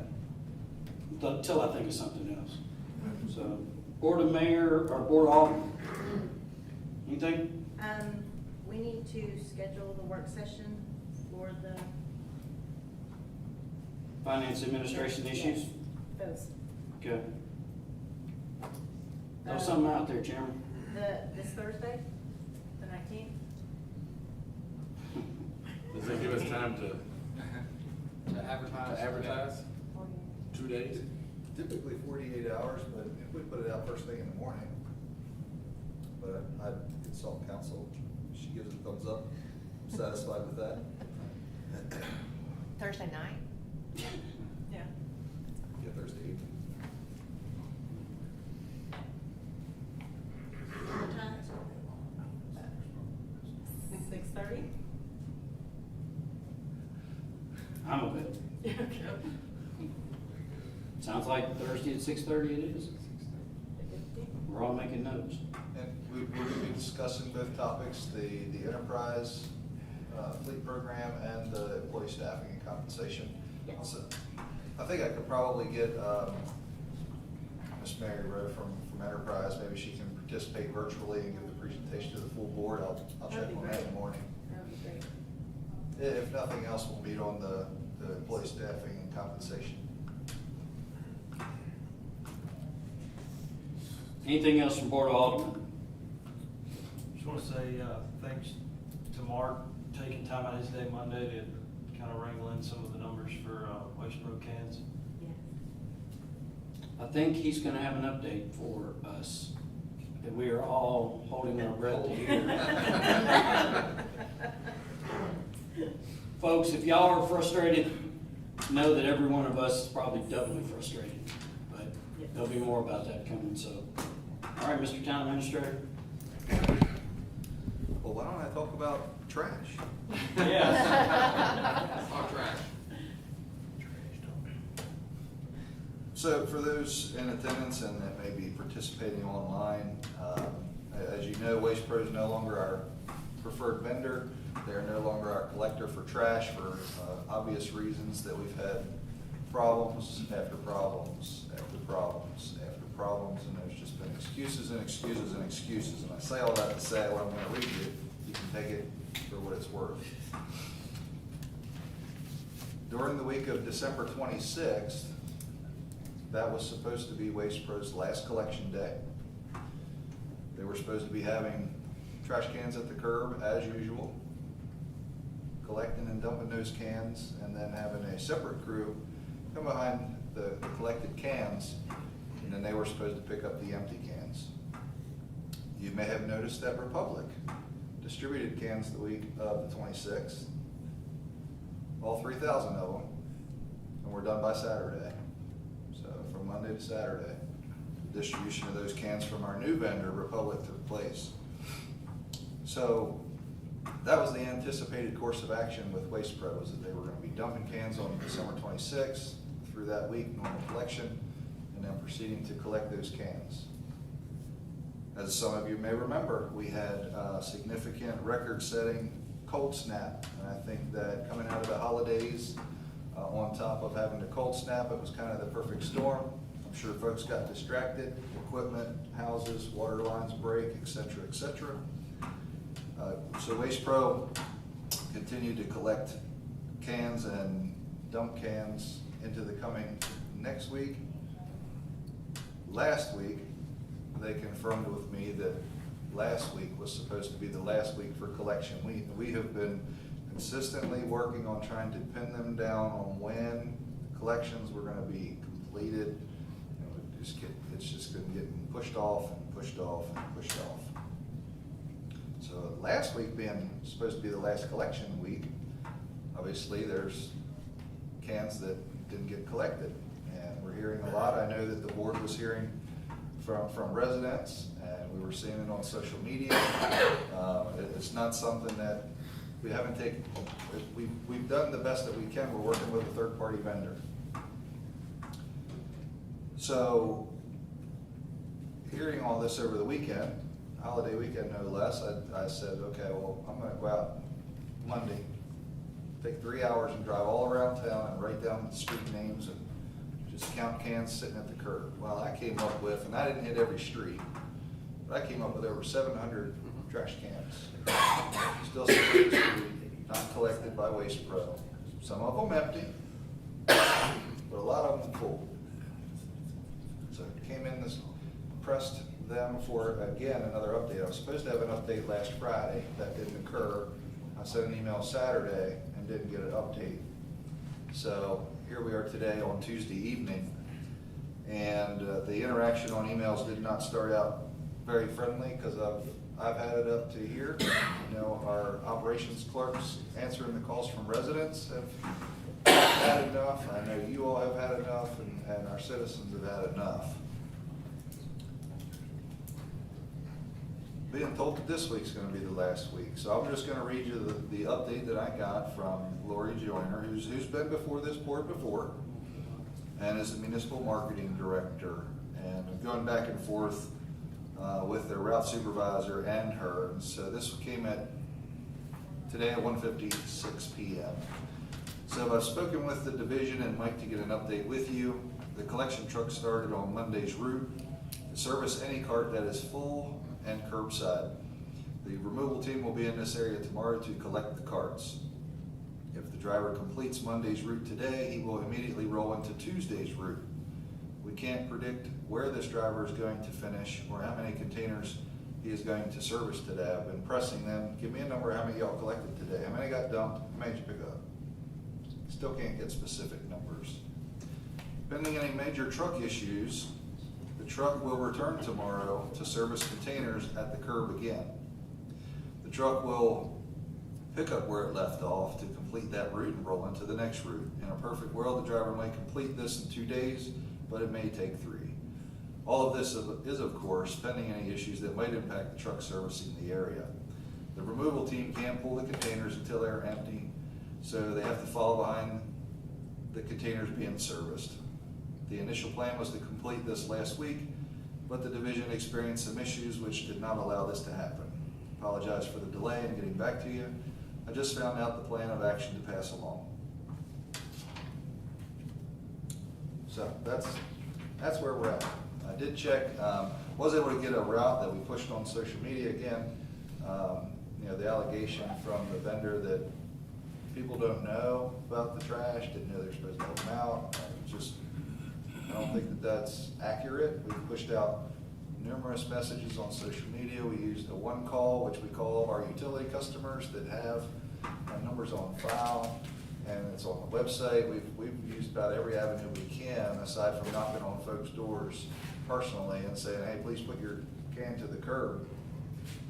But there's also that level of frustration from customers and residents who have had their cans sitting at the street for 3 weeks.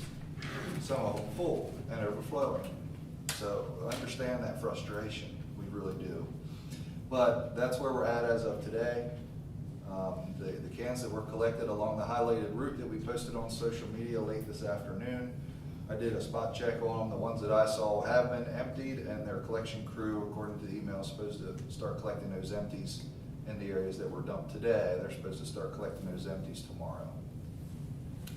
Happy to try to answer any questions I can about trash. I have a couple of other brief items, but I can try to answer any questions I can. Just one thing that Administrator Warren left out is we have been invoiced by Waste Pro, and we're holding those payment of that invoice till they do their job and get their cans. Take it what it is. We do not have a contract with these people anymore, so that's where we feel we can hold their feet to the fire is money.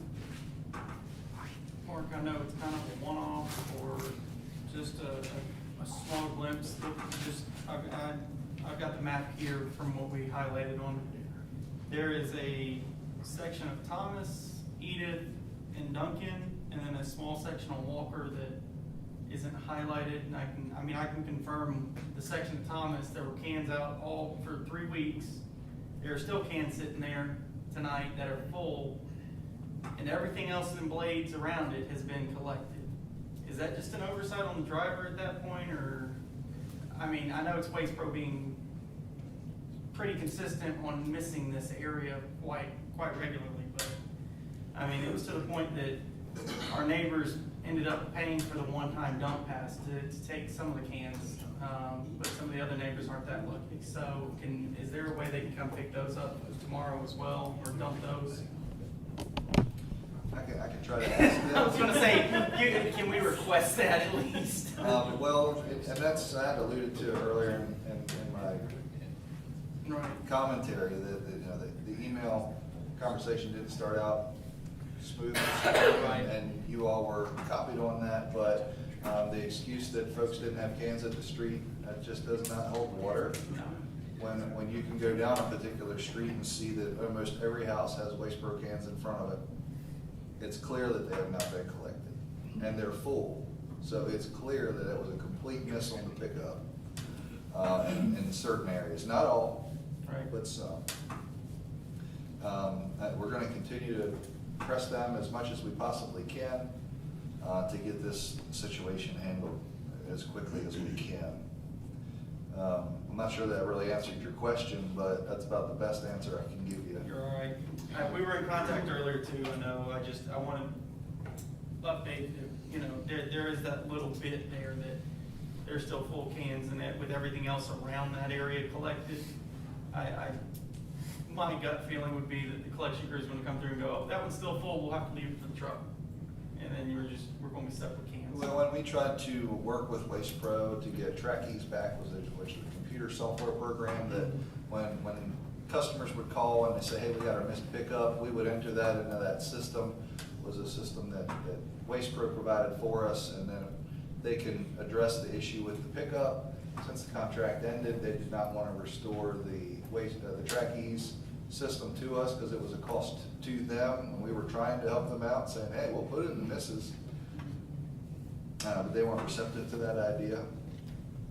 So I just sent some handwritten notes, which you all saw, with all the streets just handwritten. I made PDF files of them, and just, we need to get this fixed, folks. Mark, and this, the attorney will have to help us here. Do we have the way of saying, hey, let's just say by Friday, if we have Waste Pro cans that are still sitting there by Friday, do we have the opportunity to then pay Will Republic, pick those cans up, of course, at cost? I didn't know from a legal standpoint if Republic could dump Waste Pro cans, and then at that point, do we have the opportunity to back charge Waste Pro, and then maybe have our public works team, again, I put more work on you, Harvey, to go and collect those empty cans and just kind of, at this point, we can't just say next week, just go ahead and say, hey, let's put a firm date, communicate that to Waste Pro, and then have that fail-safe plan in place. Work on Republic, just pick them up and dump them into the dumpster and crush them, I don't care. Right, yeah, they can take that whole can, yes, yeah, that's a great idea, right. Yeah, and that's a bit of the confusing part, because the cans belong to Waste Pro. Correct. And you would think that they would wanna get their assets back in their system as soon as they could, that they could redistribute those cans elsewhere.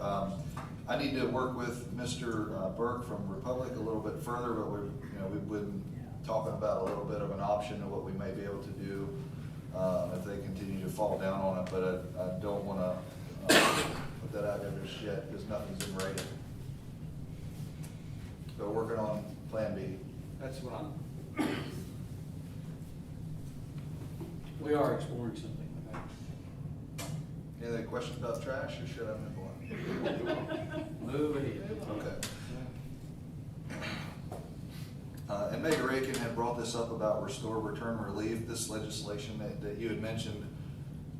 Thank you for bringing that up. We will be pushing out some information, but for those residents that are in attendance, it is extremely important that you make contact with your state representative and your state senator, Rosa and Moody, and encourage them to co-sponsor this legislation. As Mayor Aiken had brought up, these are your dollars that you've already paid in the form of sales tax. It's not an additional that you'd have to pay in. These are dollars that are being held at the state level because of the way that the shared sales tax is calculated. So if they would restore the calculation, return the calculation, and then provide relief to municipalities, it's $184,000 and change, reoccurring every year revenue. And for every penny of property tax on the properties in Atoka, it's just shy of $24,000 per penny. So you can do the math of what that impact has on general fund revenues. That's $184,000 every single year, but it's gonna take the squeaky wheel to get the grease, and it's gonna take fussing and fussing and fussing, and don't take no for an answer. But that's important. We'll continue to push some information out on that. We already put something out on Facebook on the town site, so there's some link to that. We have an MTS financial consultant, Kay Stiebel, coming out to start a budget review of January 27th, just a staff meeting, one to be aware of. So we're going to talk with her. We're working on water purchase agreements. We're starting that process. Both our water purchase agreements expire this year. I've already had a preliminary meeting with Poplar Grove, and we'll be meeting with Munford in the coming weeks. We're having a TCRS, which is Tennessee Consolidated Retirement System meeting on January 25th. This is an employee meeting to consider benefits so they can get some more information about those benefits. And I think that's it.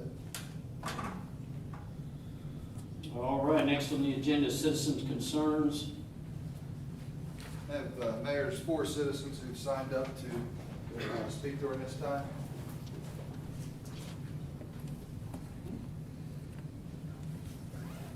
Mr. Russell, excuse me if I mispronounce your name, Pike? Sorry. Hold on, Mr. Alderman. Good evening, Mayor, Mr. board members. My subject is also on the trash. Mine's a little different. It is where I'm representing my mother-in-law, who's 78, has rented a house for about 2 years in the same location where I live. I've never had the trash service. I have a dump pass. Glad I do now that I hear all this. But Waste Pro was supposed to deliver trash cans to her like a couple of years ago. She came up here and talked to some folks up here, and she didn't want the trash service. They never delivered them, so she's been paying for the service for, like I said, about a couple of years. She's been told that she has to, that it was done before you guys. I talked to you a little bit about it. That's not really fair. Where she lives, she would have to go 420 feet and then down the hill, and there's 51 Highway on that hill. Now, Republic delivered a trash can. She called them to come pick it up because, I mean, it was blowing over and gonna be in the road. There's no way she's gonna carry that trash can 420 feet And if she did and parked it on that hill, it's gonna blow over in a slight breeze and be in the highway. Now, I was told up here that she could probably do the handicap, and the trash service would come up to her driveway. What we have is a blacktop lane that the homeowners back there paid themselves, paid to do it. And she has a small little driveway where she lives. I don't think a trash service is gonna wanna park on 51 and walk up there and get that and then bring it back. So I'm trying to look for some kind of compromise that perhaps an ordinance or something could be passed where if you're so many feet off of the highway, that could opt out of that service. Is the 12700 her address? Excuse me? What's her address? 12696. 12696. I'm at 12700. Okay. And I've been there for a long time. And a business is there on the highway where actually my wife's grandparents used to have a house there. And I don't want to tell everybody's name, but anyway, and our driveway is that business's driveway as well. Okay. That's kind of an issue too. It's a problem there, but we're trying to work it out. But a trash truck, really, they're not going to pull back up in there where we're at. Then you'd have the issue of on that asphalt road tearing it up, and I already have that issue right there to be entrance now. So, And Mr. Russell, be sure, don't leave here tonight. Be sure to leave your contact information. I've got your address, and I've got the addresses written down. But we just need to visit with staff and see if there's a compromise. yeah, I know there's more like us that have that problem. And it's just there's some unique places around town that folks live off highway like that. Okay. And if I could talk to you all about it, appreciate it. All right, thank you, sir. Thank you, sir. Mr. Raymond, let me see if I can get this right. Pelletier. I get it right. What's your address, Mr. Raymond? I'd like to just address the board and the mayor about, my passions within fire service are cancer prevention and PTSD.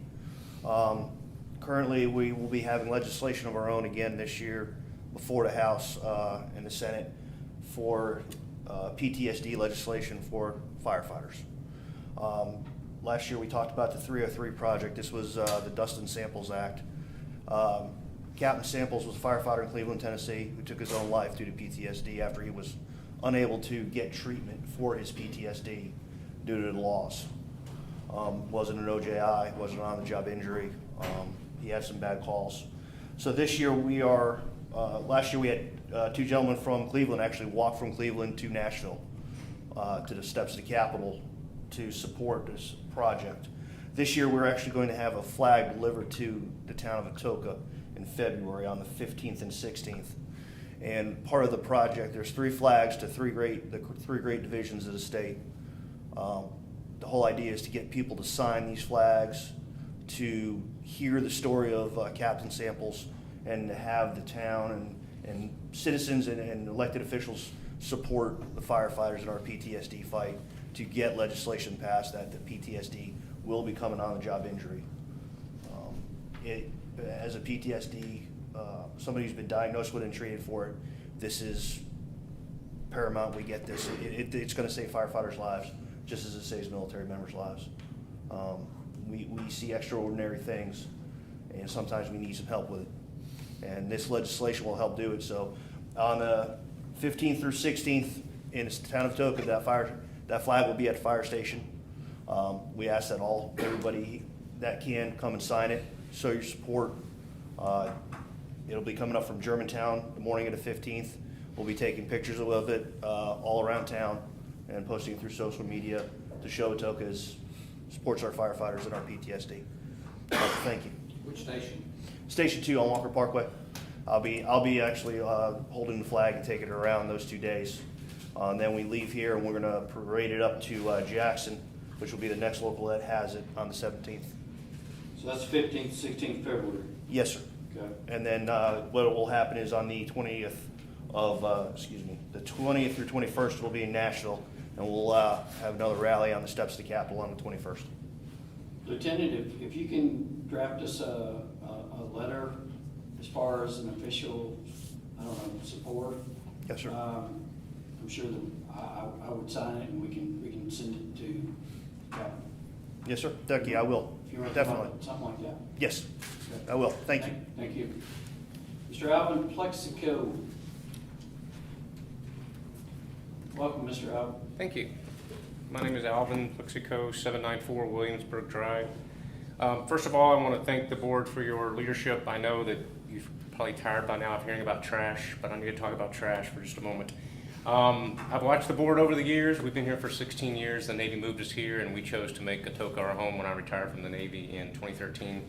I think Danny was the only one here on the board when I first stood up and objected to the town taking over trash service. So I warned you back then, it didn't work out. And the town did something that I really appreciated. They gave their citizens the opportunity to opt out, which I did. I opted out. And then we had Republic, and we didn't like the service, so we changed service. Sounds familiar, right? We went with Waste Pro, and Waste Pro said, hey, we'll do recycling. And I'm like, you know what? If y'all do recycling, I'll go ahead and sign up for the service. And now 5 years later, we're losing recycling. So I just have a couple of questions before I make a couple of recommendations. Do we know how many citizens used recycling before it was taken away? Well, I know we had a minimum when we first contracted with that. And one of the things that I was really hoping that we could make an option was for those that are passionate, like yourself and myself, about recycling, that we could opt in, and people that didn't give a rip could opt out of it. When we set out the bids for the companies, they basically said, you can either do it or not do it. So the people that were abusing it and what they were putting in the recycle cans, they were going to be continued. Everybody was going to be subsidizing them. And it was going to go up about 3 times the normal cost. Instead of our $4 a month, it was going to be probably around $12 a month. It's not an answer to your question, other than, I know initially, I think we had to have 1,000 customers for recycling. It doesn't answer the specific question, but it helps me get a better understanding of why we didn't go with recycling, which makes sense. It's not fair to push that on everybody if only some of us are using it. So I guess I answered my next question, which is, does Republic offer recycling? But if they did, it was an all or nothing, which to me doesn't sound fair either, because I don't think that other people should have to pay for something that I'm passionate about. So I guess that's it exactly. And I appreciate that. And they both explained to us that the recycling retail market has dropped down to nothing. Yeah. And they're, it's almost a losing money thing for them. So what I'm going to do is what I did before. Is I'm going to continue to recycle. That's something I care about. Other people don't, and that's their choice. My choice would be to opt out. That's what I'm going to do, because if I'm already going to recycle, I have to go to the dump to do that, which I don't mind. I buy a dump pass every year. I'm going to take my trash with me. I don't need the recycling. So just like those people got a choice not to pay extra, I appreciate that. I would like the choice to opt out. It sounds like other people would like the choice to opt out. And I know you can't opt in and opt out, but when there are major changes like this, I think that perhaps we could do the same thing we did originally, and if there are citizens who want to opt out with the major change, they're given the opportunity to do so. And that's all I have. I appreciate it. Thank you very much. And again, thank you. I know y'all are trying to do the right thing in a very tough spot. If you'll let some of us opt out, maybe you'll have fewer problems with the trash. So thank you. Appreciate it. Mr. Jonathan McPherson. There you are, Mr. Jonathan. How you doing? I'm Jonathan McPherson. I live at 71 Thomas Terrace. I moved here about 6 years ago, and I love it. I work at the VA hospital. I'm a disabled veteran, and I retired from the Army. The same problem that these gentlemen had was with the trash. I did this 6 years ago, and I have an acre lot. And when I bought my house, it needed a whole lot of yard work. I had a bunch of city folk that bought a country home and put all the wrong stuff in it. And I had 17 bags of yard waste. And back then, the juveniles used to come on the weekends. You'd call, and then they'd come in and pick up all your yard waste. Well, they did away with that. So then I had to go buy a $35 pass to the dump. But they didn't recycle. Then and we had Republic before Waste Pro, I believe. I think I had to call maybe 3 times a month for them because they never came and picked up my trash. Then we got Waste Pro, they recycled, and I'm like, great, I love it. I live by myself. I have maybe 3 bags of garbage a month, but I will have a recycle bin full, and it's like you said, I like to do that kind of stuff. I like to keep, my hunting land free, so, so then, they got rid of the recycling. Now we got Republic back. They said Thursday's your pickup day. My trash sat out there until Saturday evening, 3:30. So, like you said, Mr. Plexus said, I don't mind paying extra for recycling, but nobody else should have to. But I shouldn't have to pay for something that I feel that I'm going to end up calling. I work double shifts at the VA hospital. I don't have time to come home and then have the stress of having to call the trash company to come pick up trash. And I don't think I should have to be responsible for everybody, so if I can put my garbage can out there and just let it sit there full for day after day after day, and I asked to opt out and they said, oh, you can't. So the city's responsible for our trash. We pay the money for the trash. When I lived here, they came and picked up the yard waste.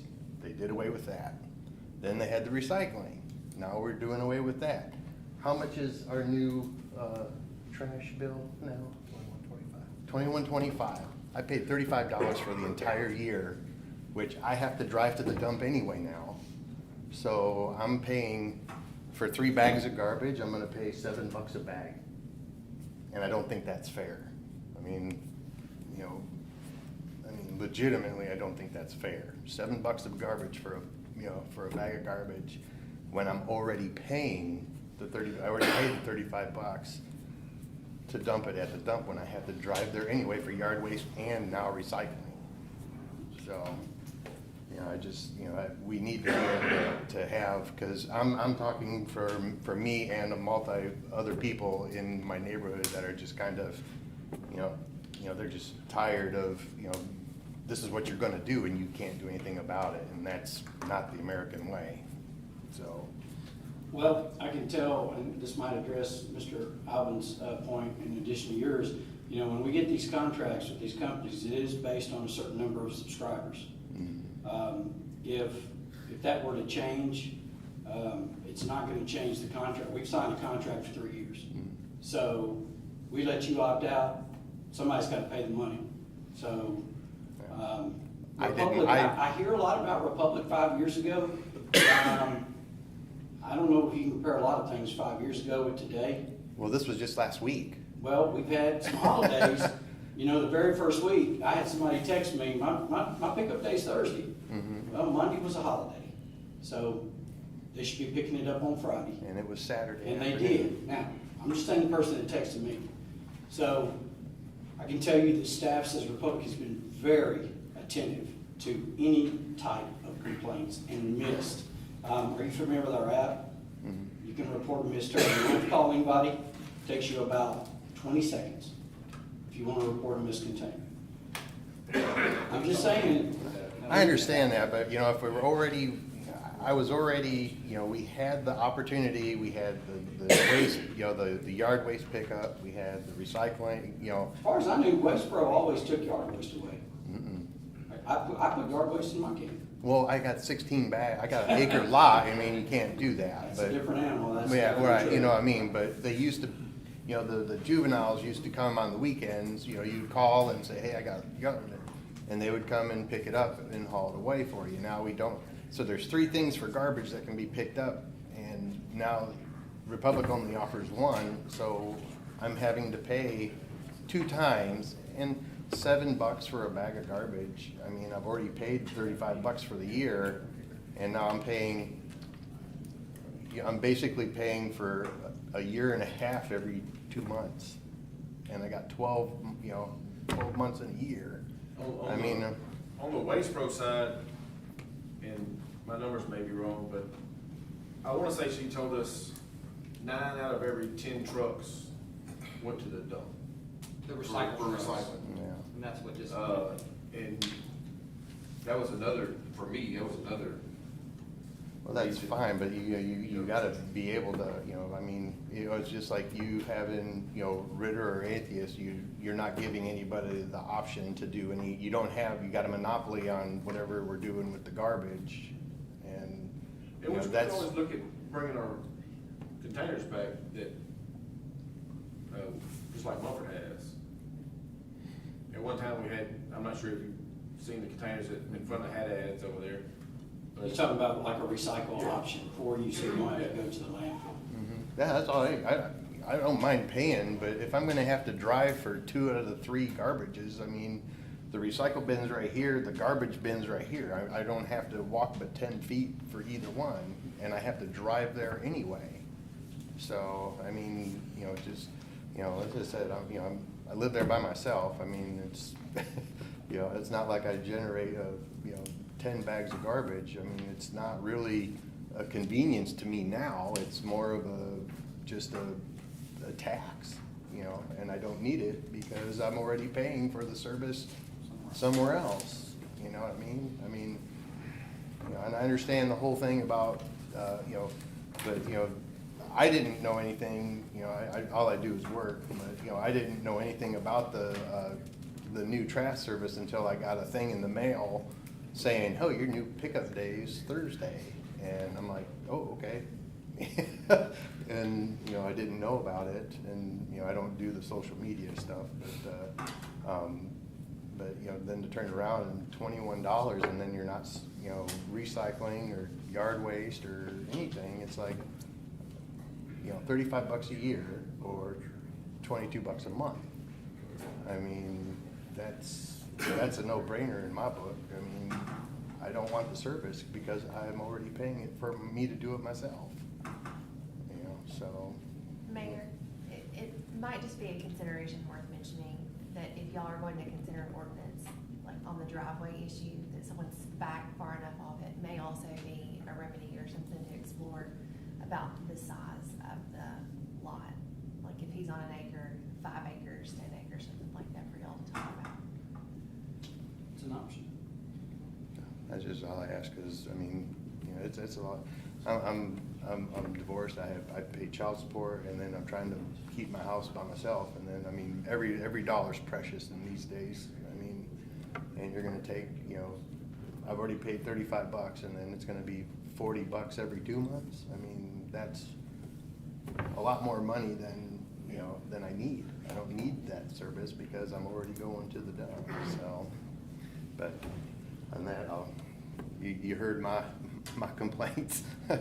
Thank you. Sir. And